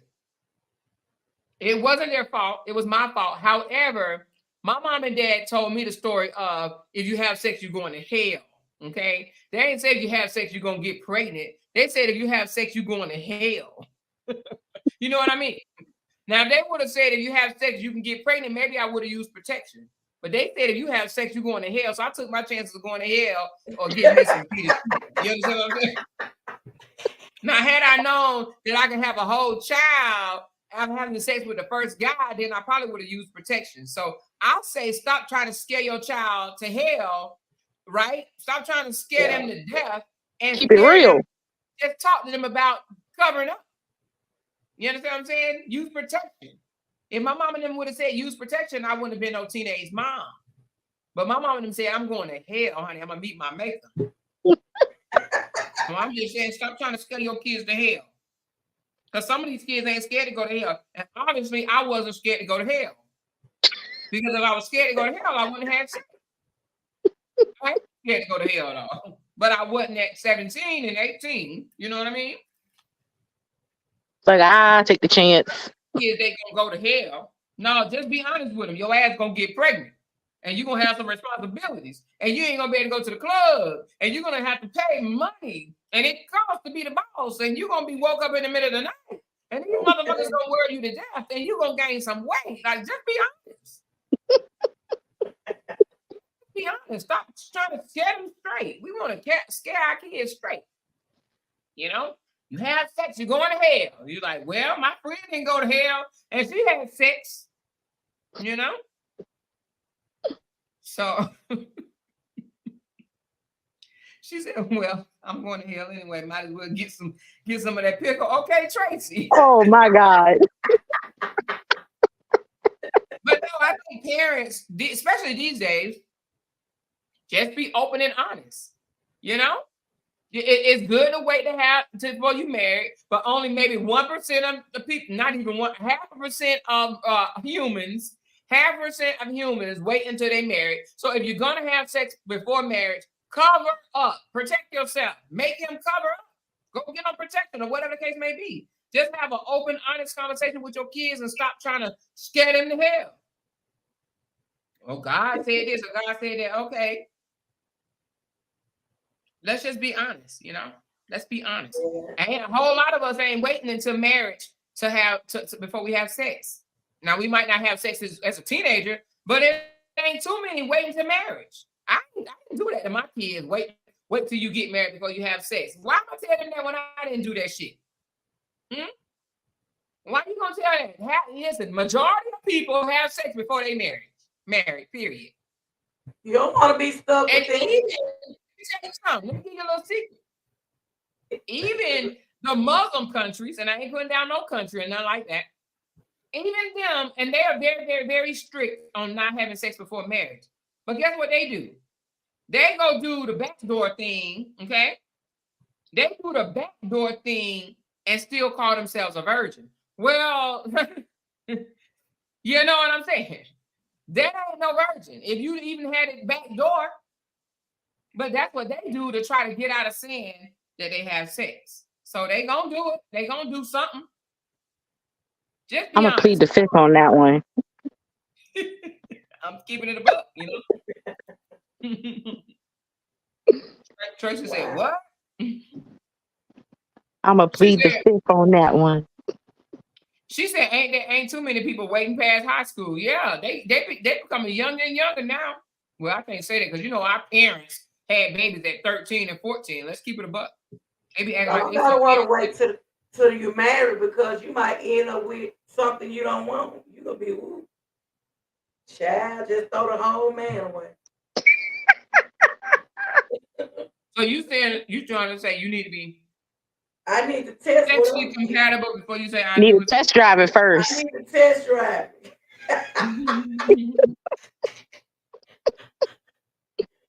Woo. Yes. Need a sample beforehand. Who in the audience still telling their kids to wait for marriage? Raise your hand. Raise your hand. Wait for marriage.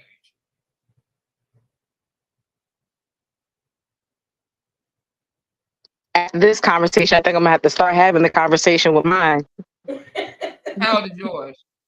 My daughter is 15. Girl, you ain't had the conversation yet. Cause she's still my baby. Go through that phone. You ain't never had a conversation with her and she's 15? Girl. Go through that cell phone, when they 9, 10 years old. You hear what I told her more? Go through that cell phone.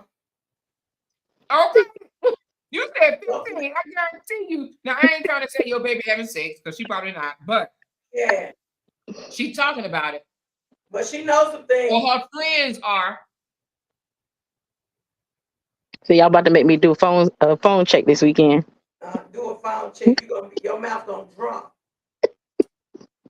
Check it right in front of her and tell her before you check it. Say, you know what? I understand that you're 15. I understand that you do things this and the other. I'm not about to judge you.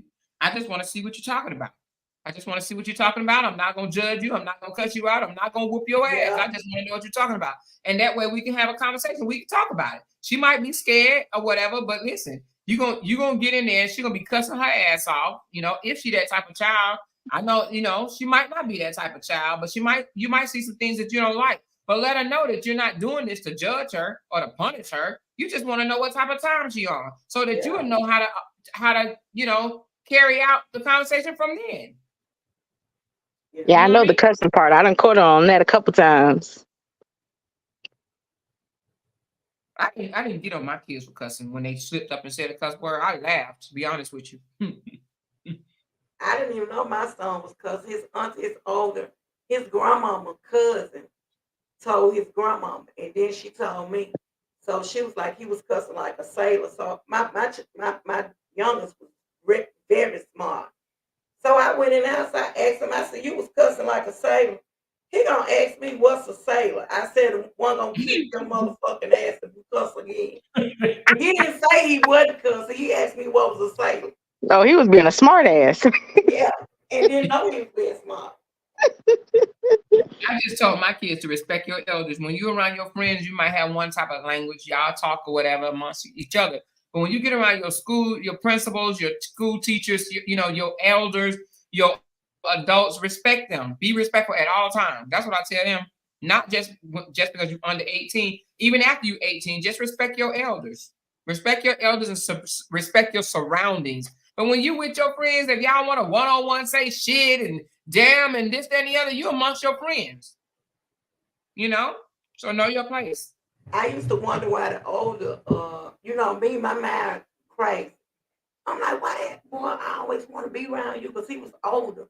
So I'm like, I never touch you or nothing, But they want to be around him because he was a jokester. He had a mouth on him. He act older than what he was. Yeah. What you say you heard from school, Shayna? Shayna said they heard it. S. Hawkins. Mm-hmm. Shayna say your child already know everything. You ain't even got to tell her nothing, honey. She already know. Okay. You too late. You should have told that too. No, I'm just kidding. Shayna, right. You gonna call your daughter and they be like, baby, I know you 15. We need to have a talk. She was like, Mama, what talk? You talking about that talk we should have had 5 years ago?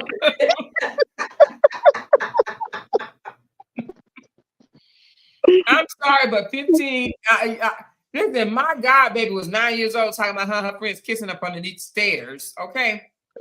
And she was 9, baby. You talking about some talk when she's 15. Okay, all right. Yeah, let us know how that go. She gonna blow your mind the shit she know. I know, I'm scared. You gonna feel all green and dumb. At 15, honey, she can write a book already, baby. I guarantee. And you said you call her cussing? Oh, girl, back. Shut the front door. You talking about your baby. Yeah. I think I'm more so now scared to have the conversation because I'm scared of what she might tell me. No, but you know what? You wanna know. It don't mean that you gotta be mad and beat her up. She said, come on, guys. Y'all know we were hot in the ass. It's called being a teenager, girl. Yeah, child. I ain't even denying that, child. And especially if they got your blood in them, you already know how they act. For real. El Rose said, girl, you better break that conversation. Hey, Miss Tanya said they done already talked at school. It's called sex education. Yep, they have.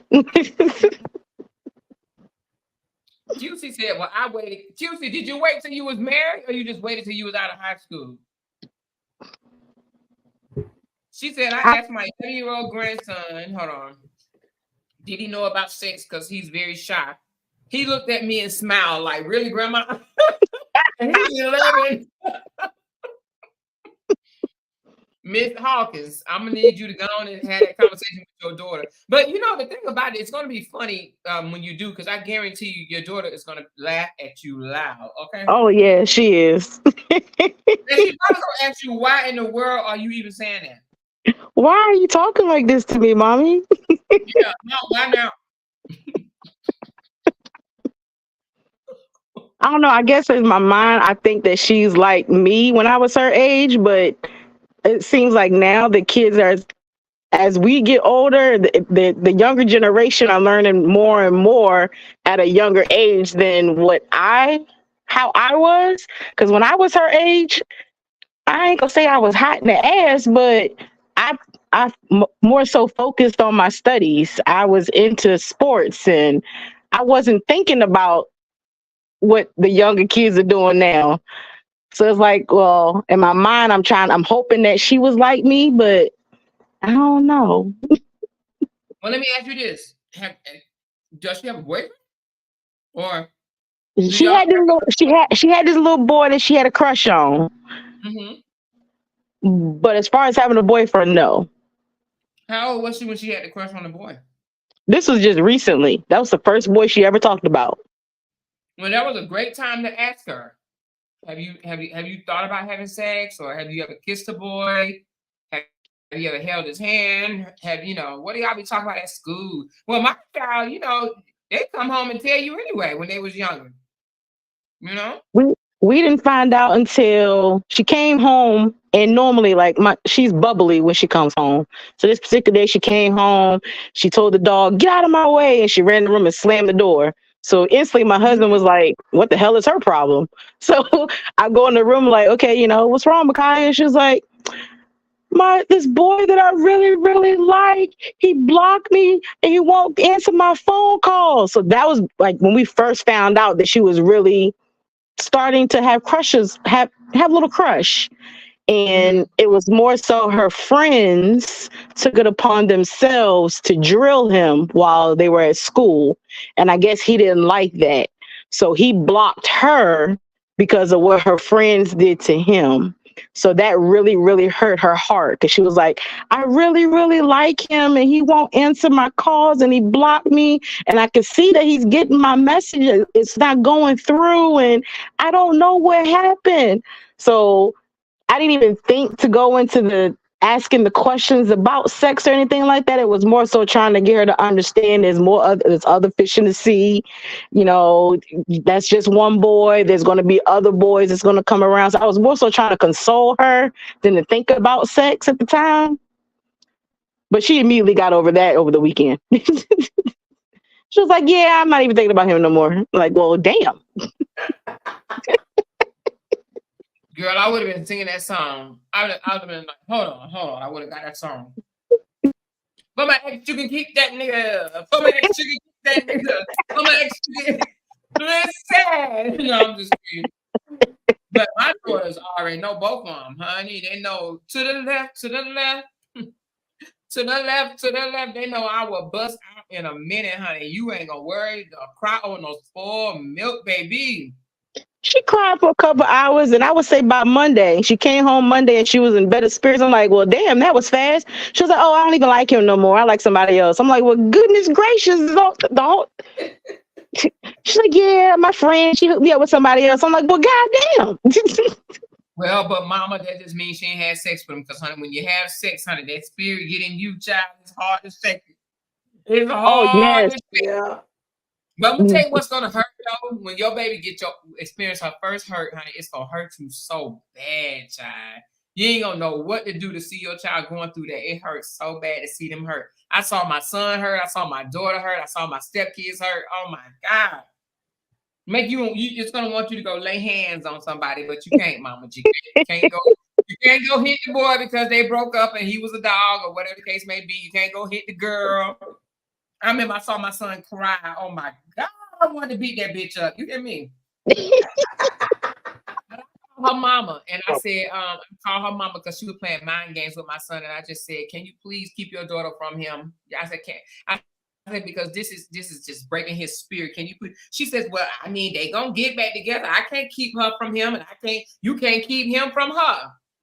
So I told my son, "You go back around her. We moving. You hear me? We moving. I will put in orders, and we moving the hell up out of here. I'm letting you know now."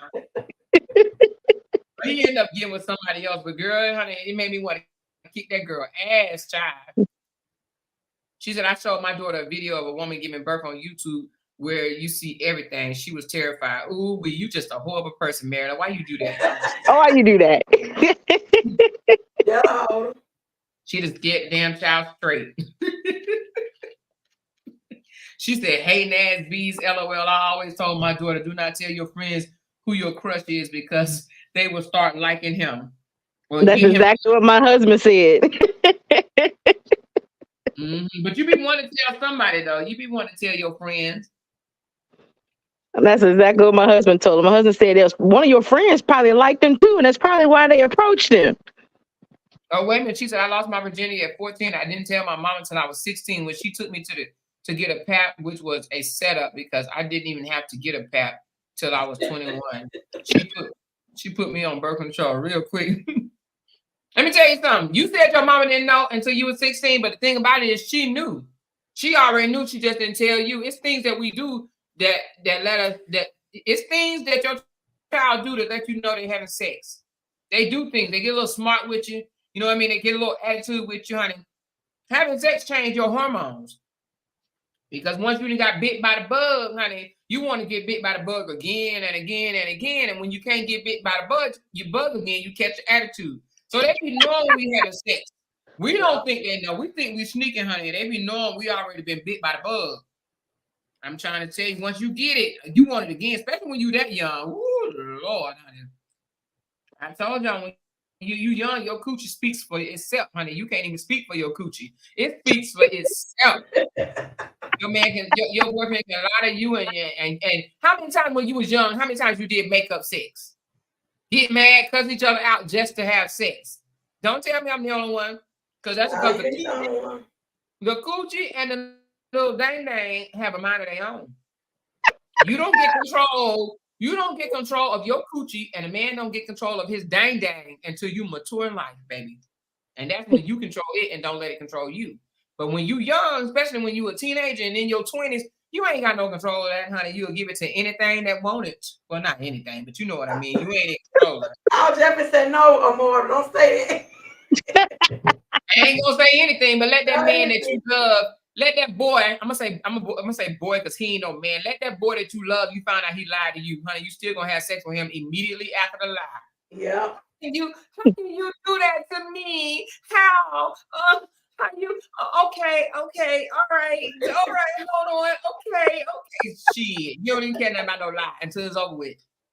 And then you say, promise me you ain't gonna lie to me again. Promise me you ain't gonna do it no more. Shit. I'm trying to say it because you ain't got no control over it. You ain't got no mind control of that thing. That thing want what it want. I'm trying to tell you, honey. That's how you get hooked. That's how you get hooked, baby. She said it was my daughter's walk. Oh Lord, it was her walk. She said my sister caught the bug real quick. She said I was told how a baby would change my life and show me the pictures of all the STDs and use protection if I get weak, and that kept me in check. She said, yeah, these kids are living a different life. I'm a baby boomer. These millennial kids are in a different type of capsule. Listen, and the thing about it is now that same-sex relationships have been introduced as a normal thing, honey, you got they experimenting. They experiment with each other. Okay, that's what I was just about to say. You got the two girlfriends. Now you remember back in the day, you used to let your girlfriend, you let your daughter spend the night at her girlfriend's house, and vice versa, honey. They in the room doing the do, child. You don't even know it. Lord Jesus, no more sleepovers. Girl, I stopped my daughter from having sleepovers real early in life. When she came home and told me that one of her friends told her that she saw her stepdad naked because he got up in the middle of the night and got something out the refrigerator. Oh, Whoa. that was it. Yeah, I don't play that. But my daughter got a girlfriend. She's 30. And this been going on when she was young. I thought I was trying to beat it out of her. But child, that in here. She look like a whole boy. I got 2 boys and a girl. Bobby said I got 3 boys. She like a whole dude. Well, I got a niece and she bisexual, and she said she knew she liked the girl when girls went. Oh, wait a minute, hold on. Ed Hawkins, you ready for this? Oh gosh. Are you sitting down? I am sitting down. My niece told me she knew she liked the girl and thought that was the finest thing ever when she was 9 years old, baby. Oh my God. She said ever since she was 9, she thought women were fine, sexy, and she wanted one. Okay. My daughter ain't never been with no man. I used to be telling her. How old was she when she started getting involved? It was, I'm going to say about 11 or 12. And I'm going to tell you how I really, my oldest son used to be like, she used to tell people her name was my oldest son name. And when they used to call my house and ask for my oldest son name, he's like, this me. They used like, this ain't none of you. And he used to be like, Mom, she telling people my, she giving people my name. And I'm like, I ain't understand. Then you start watching them. And one day, I checked the mailbox. My youngest child father was incarcerated. You know, they do their little moves in jail. So it was around, I think, Valentine's Day. I checked the mailbox and I see this envelope. I said, he just sent me some money from jail, you know. I opened the envelope. My picture fell out. My son, my baby picture. And I didn't know what was going on. And it was a letter in there. So my biggest thing was, I'm like, is she messing?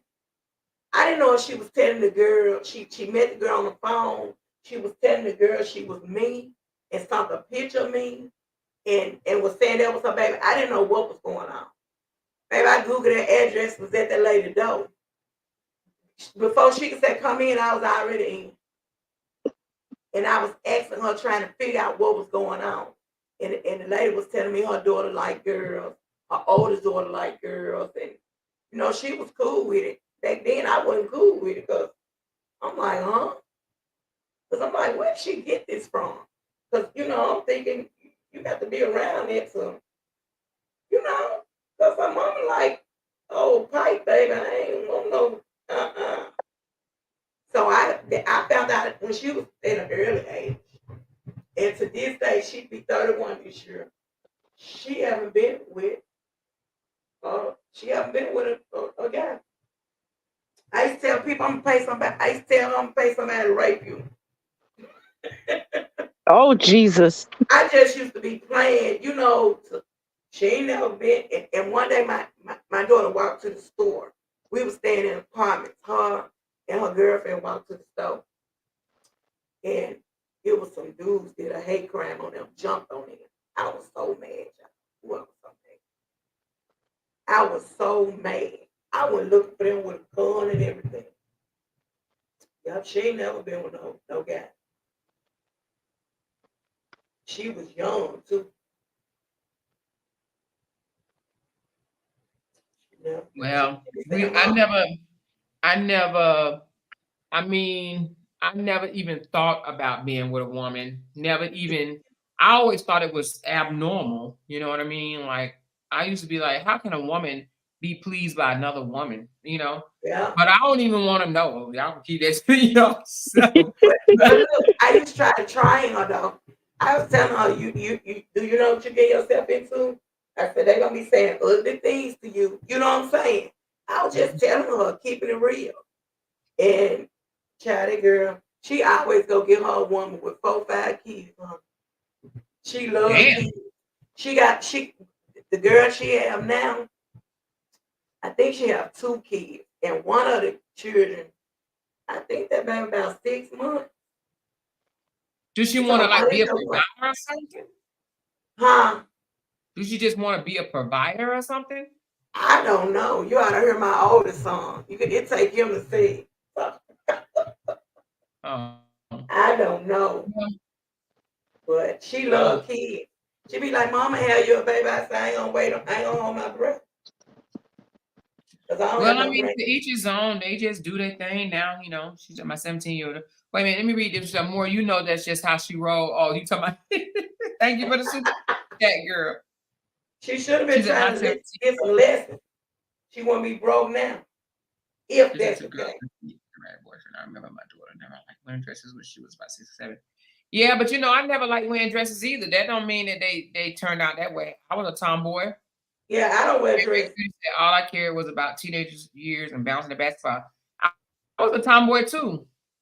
I'm still not no dress wearing person. I wear a dress every now and again, but you know, I'm not a girly. I'm not a girly girl, but I don't want to be with no girl, no matter where. I just don't. My kids already know. If I die today or tomorrow, they better find me a badass pantsuit. They already know. Don't play with me. Yeah, I would prefer a pantsuit too. Yeah.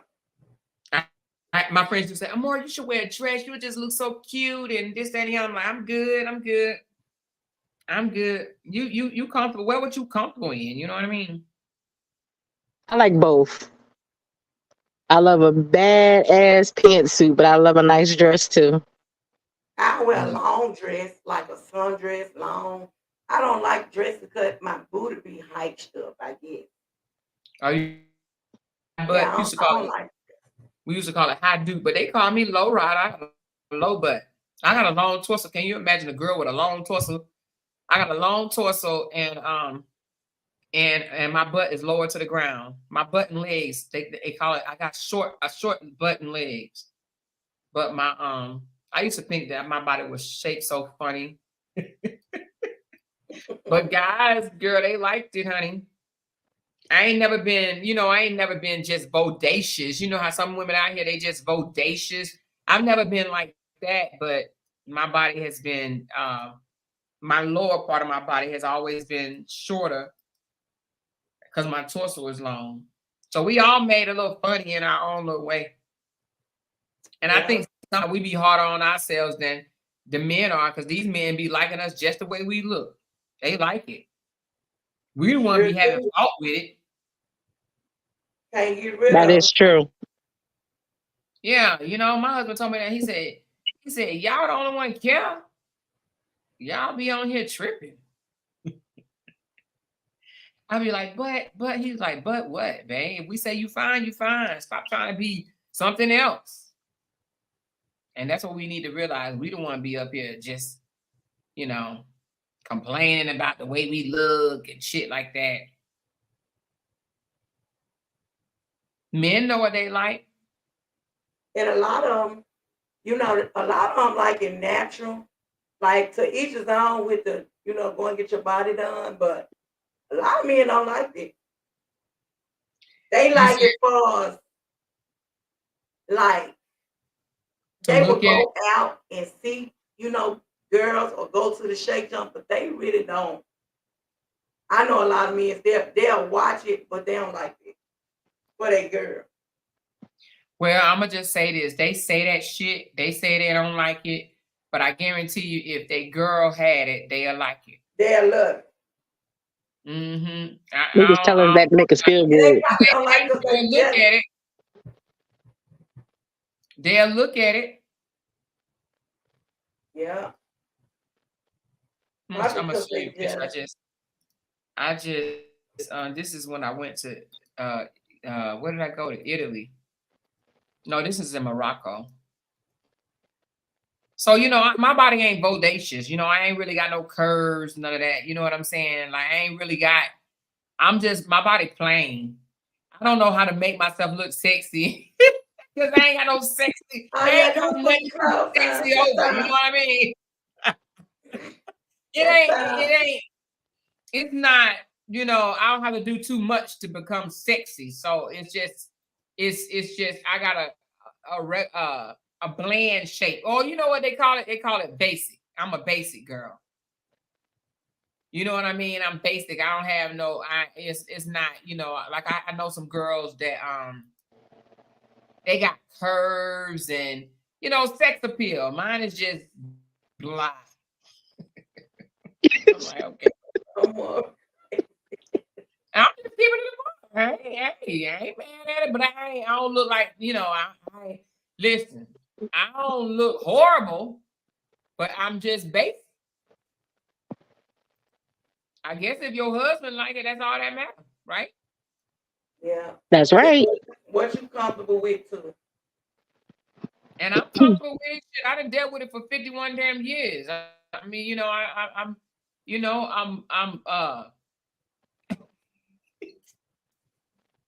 I got more like of an athlete shape. You understand what I'm saying? Like, it's just there.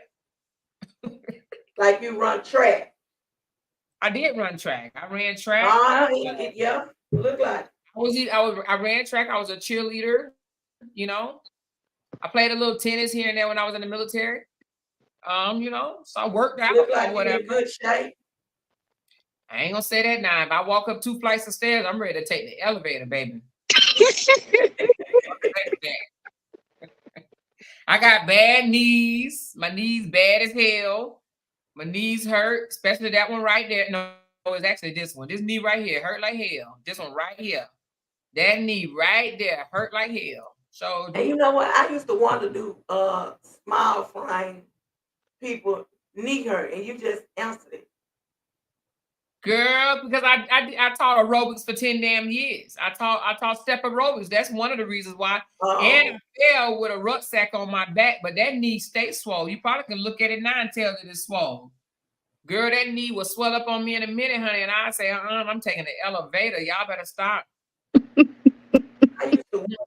But you know, my sister used to say, Amora, why don't you wear tighter clothing and try to look sexy? I said, because I ain't got no sexy body. Like my body is, I ain't got nothing to go.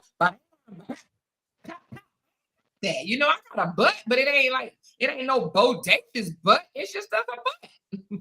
It ain't big, but it ain't little, you know. It ain't, let me take that back. It ain't flat. It ain't flat, but it ain't big. It ain't bodacious, you know. Would I go get a butt lift? I don't know. I might. You know, it is what it is. I'm just bland. I'm basic. It's what I am. I'm basic, you know. I am basic, baby. So, but my husband don't mind. He just, you know, he cool with it. He cool. He always say, you take care of yourself. He say, you take care of yourself. You can't take, and I be thinking to myself, no, I really don't. I think it's just it's in my well, I don't know, my genetics. That's what I'm talking about. It's genetic. Some stuff could just be genetics. You know what I mean? You ain't, you know, some stuff you just gonna get from your mama. Get it from your mama. She said slim thick. I guess that's what I am. I'm slim thick. I ain't big, but I ain't skinny now. Believe it or not, I weigh more than people think I do. They look at me and they be like, girl, you don't weigh but Man, I had this girl tell me one day it looked like I weigh 145. I said, girl, what? Girl, you weigh 145. That's when you just agree. That's when you disagree with them. Like, yeah, girl, I sure do. Oh, shoot. Girl, if I weighed 145, I would look like a straight crack. Do you hear? A straight 145 don't look good on me at all. Sometimes you just gotta know.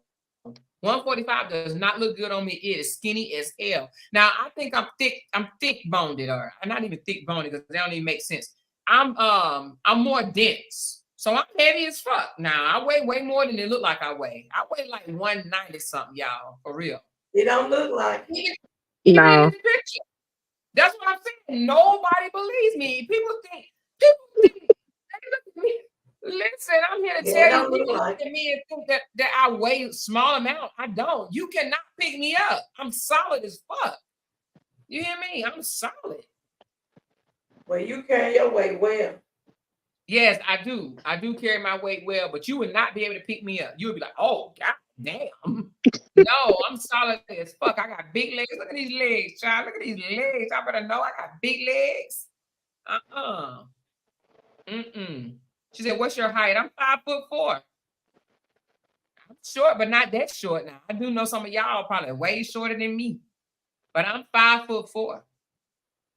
But I'm solid. Like you cannot pick me up.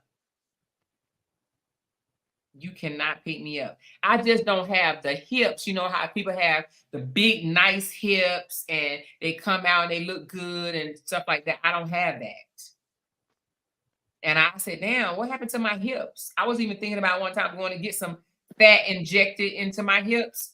And then I was just like, give it up a more. You just weren't built like that. So I just never did. But I don't have hips. You know, my body is not, it don't curve out like an hourglass. I don't have that hourglass, nice ass body I be seeing on some of these women. It ain't me, you know? So, I mean, but I've gotten used to my shape. I'm just an athletic type shaped girl.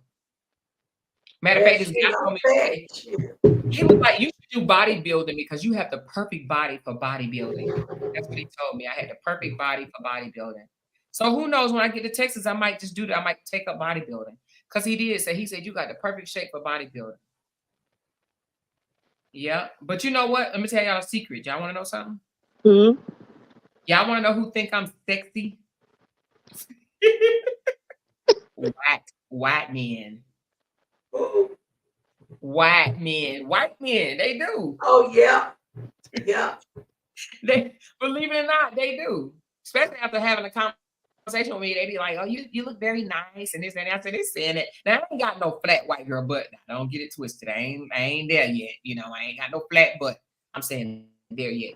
I ain't got no flat butt, but white men have always found me attractive. I know somebody made up like you or more, and she married to a white man. That's all that lady messed with is white men. See, I'm not attracted to white men. Me either. I've never dated, never kissed, never did nothing to no white man before. I'm with you, Miss Moore. To each his own, they look like they smell. Oh my God. See, I don't knock them. You know, men, you know, if that's what you like, that's what you like. I don't knock them, but I'm not attracted to that.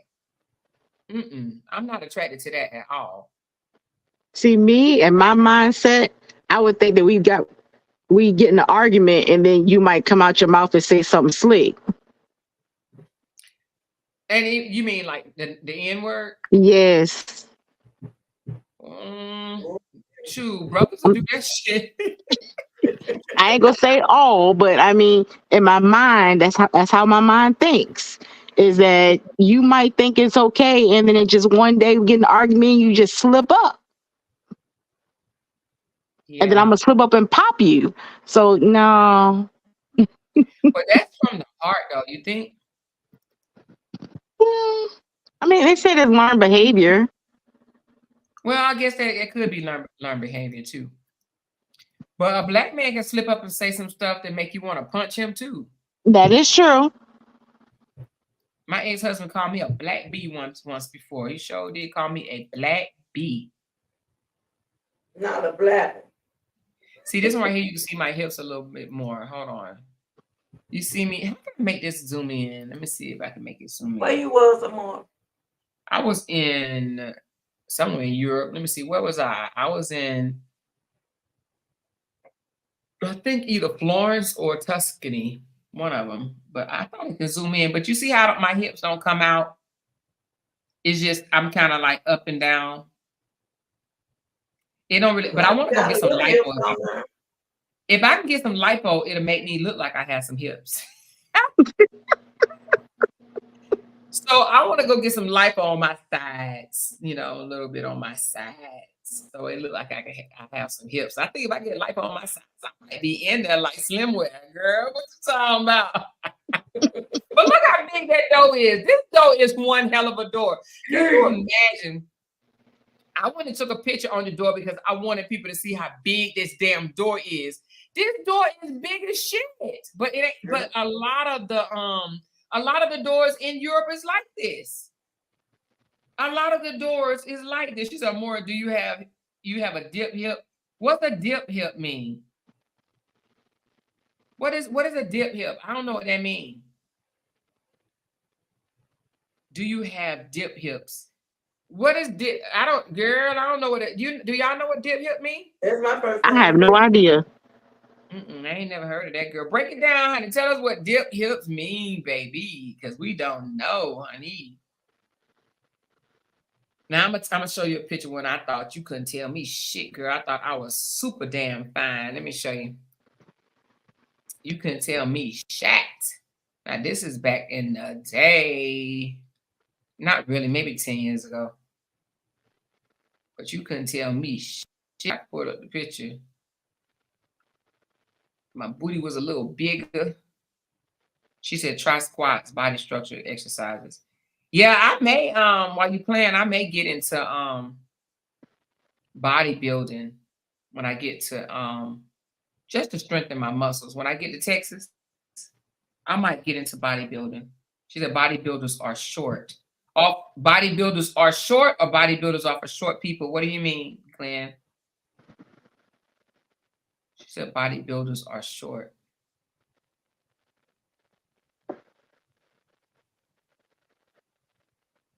Bodybuilders only for short people? Yeah, Glenn said she's 6'1". So you wouldn't be a bodybuilder?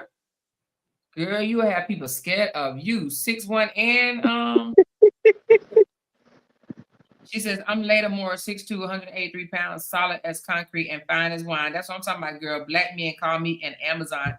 White men say I love to try some chocolate bunny. Black stallion, baby, no vanilla. Woo, child, honey. She came and laid it down, didn't she? Look. You sure did. Oh, my God. You are 6'2", girl. Woo, child, that's tall. That is really, really tall. Do you date white men, or would you? I never have, but I've had many opportunities too. Many. Even, military guys. I just, You know why?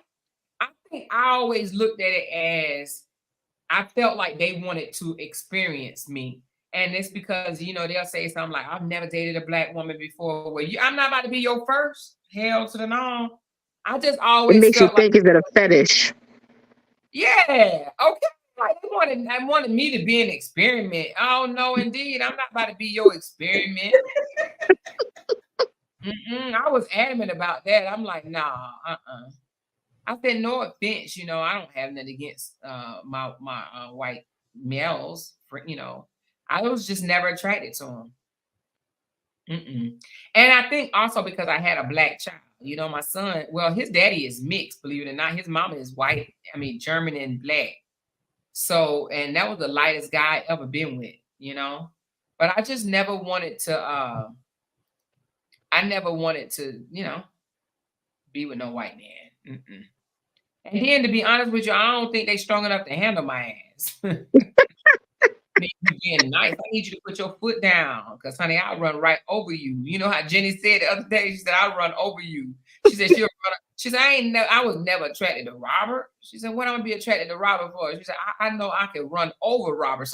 Now you gotta be honest with yourself. Sometimes we know when we can take advantage of a man. That lady said Robert had some rhinestone thumbs. She did. Ooh, she is so funny. She is funny. Her snapback, man. Y'all wasn't on last night when I talked about the fact when she said that girl. She said you think you standing on business and you standing on dirt. She said you got dirt in your grout. She said you need to go get your grout clean. Shit, that shit took me out because it took me back to a time when I was wondering why is the grout looking like this? Like why does it look like this? And then I called Steam Cleaner, and they was like, "Oh yeah, people get their grout clean." And I'm like, "Oh shit, they do." Shit, I didn't even know they did. Man, that lady is funny. She said, "You Jimmy got some comebacks. I tell you what." He does now. Listen, don't sleep on Jenny. Jenny got some comebacks for your ass. And they be quick too. They be in the comments. Somebody come out, comment, and say something, and she stop right then and there. And she go in, baby. She trimmed me out. She said, "Yeah, mammy." I guess you talking about your But the thing about it is what people don't understand is she was on their team, so she already know how they think. She already know she know they clap back. I mean, she already know how they coming, and they say the same old stuff. So you don't think that the stuff that they've been saying for years that she don't already have clapbacks for? Mm-hmm. They've been saying this already for over a year. We've been saying it. That's what she said. Y'all just regurgitate the same thing the B said about me. Say something different. And I never watched her before.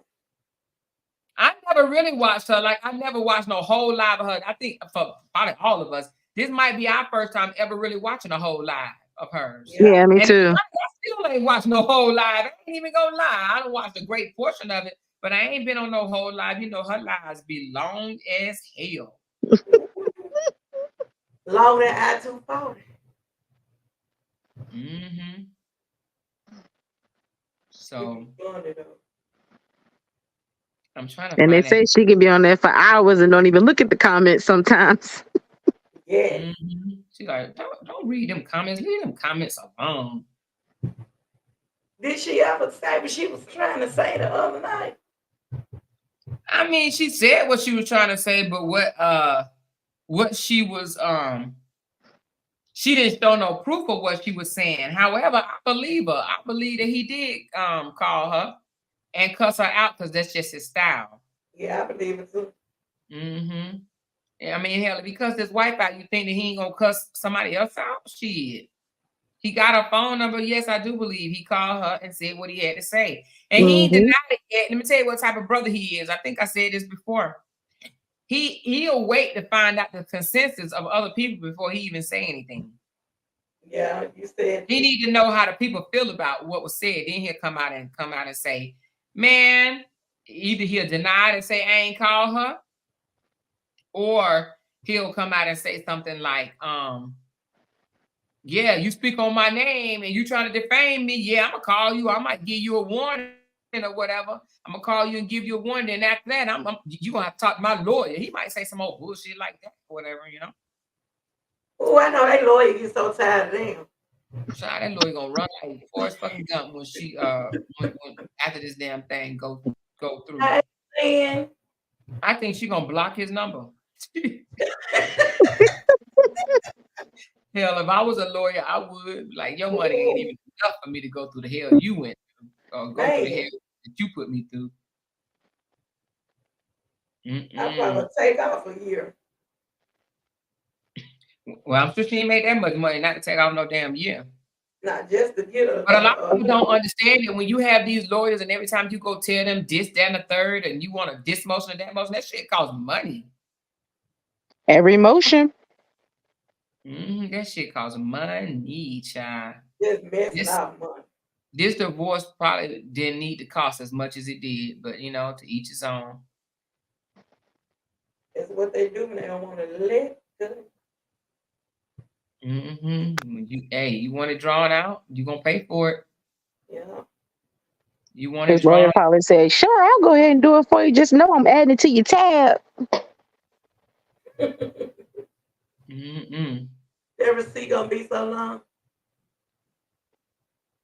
And he's gonna be like, wait a minute, hold on. She said, I feel Jenny pain. She real hurt. Yeah, she is. Yeah, and people want to call her psychotic. That's what my live was for the other day.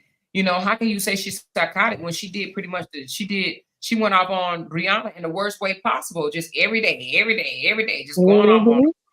And hell, they was all hee ha ha when she was doing it to Brianna, and now all of a sudden she needs psychological help. She need to be in a mental ward. She need to be in a straitjacket. All this stuff. Like, y'all need to quit.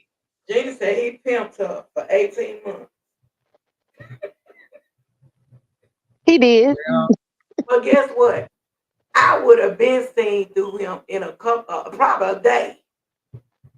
But now, one thing that she said that I totally agree with, she said she was too busy watching the wife and her behavior, and she wasn't watching his. Yeah. And I believe her on that. She was not watching and paying attention to what he was doing, what he was saying, how he was. That's how it went so long. And she said when she started watching him and started paying attention, she was like, wait a minute, whoa. And he contradicts himself all the time, and they just overlook it. He should do it more. He does. You know, he'll say one thing out of his breath, and then the next thing he'll come back and act like he's preaching.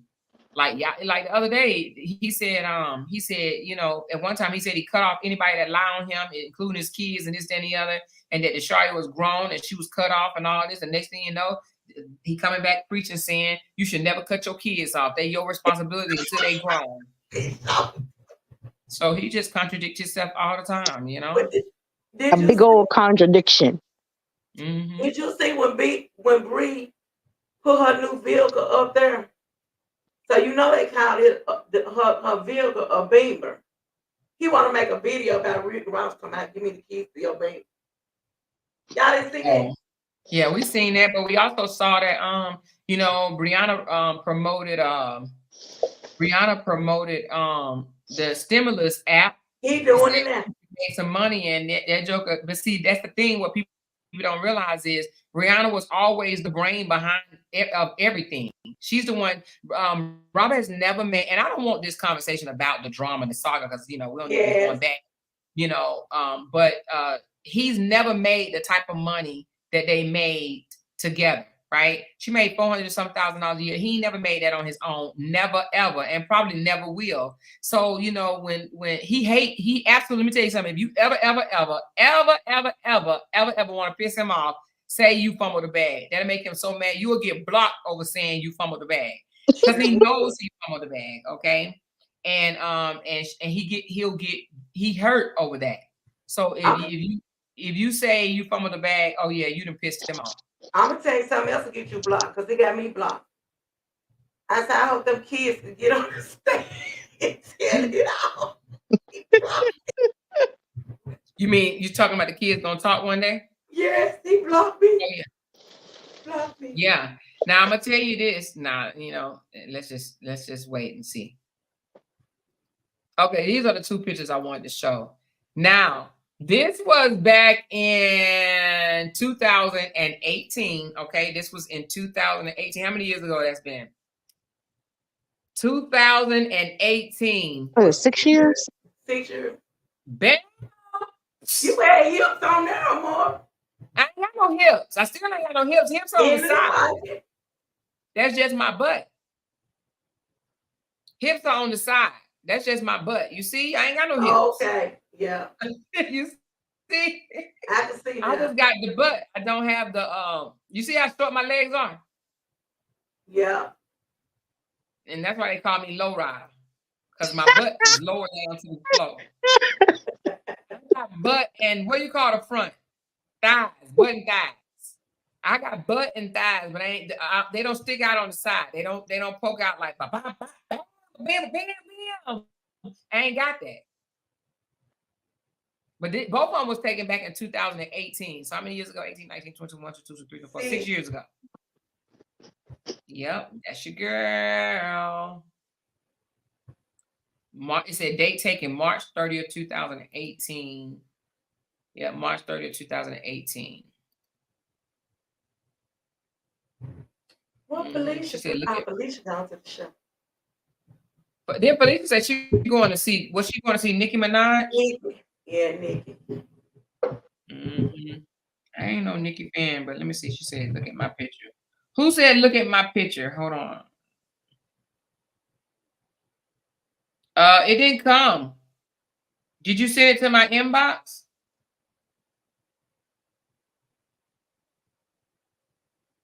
It hasn't come yet. Unless you sent it to the wrong one. Let me see. I don't see it, Marley. You ain't sent it to me. I just looked. I don't see you at all.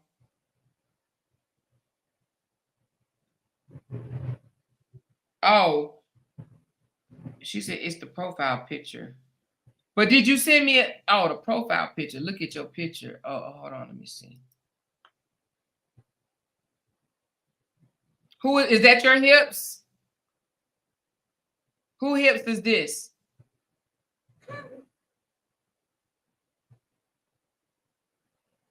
Who hips? Is that your hips?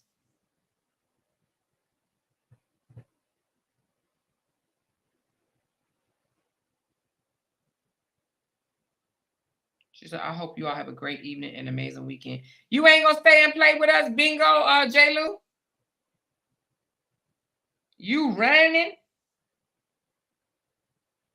You ain't gonna play with us? She said, them dip hips. Oh, those are dip hips. Oh, because we asked her what was dip hip. Okay.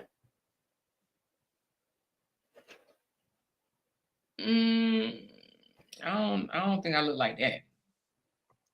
But no, I don't think I got that. What you call my hips? What y'all call them? Legs and thighs and hips and dip and okay, here go another picture. Here go another picture of mine. I don't know. You tell me what it's called. Do I have dip hips? I don't know what you call that. I just call it. I'm just basic. I'm just basic built. I'm a basic built chick. Basic built with little love handles. That's what I got. You see that right there? I got little love handles. I'm just a basic built chick, child. I'm just basic built. Basic built.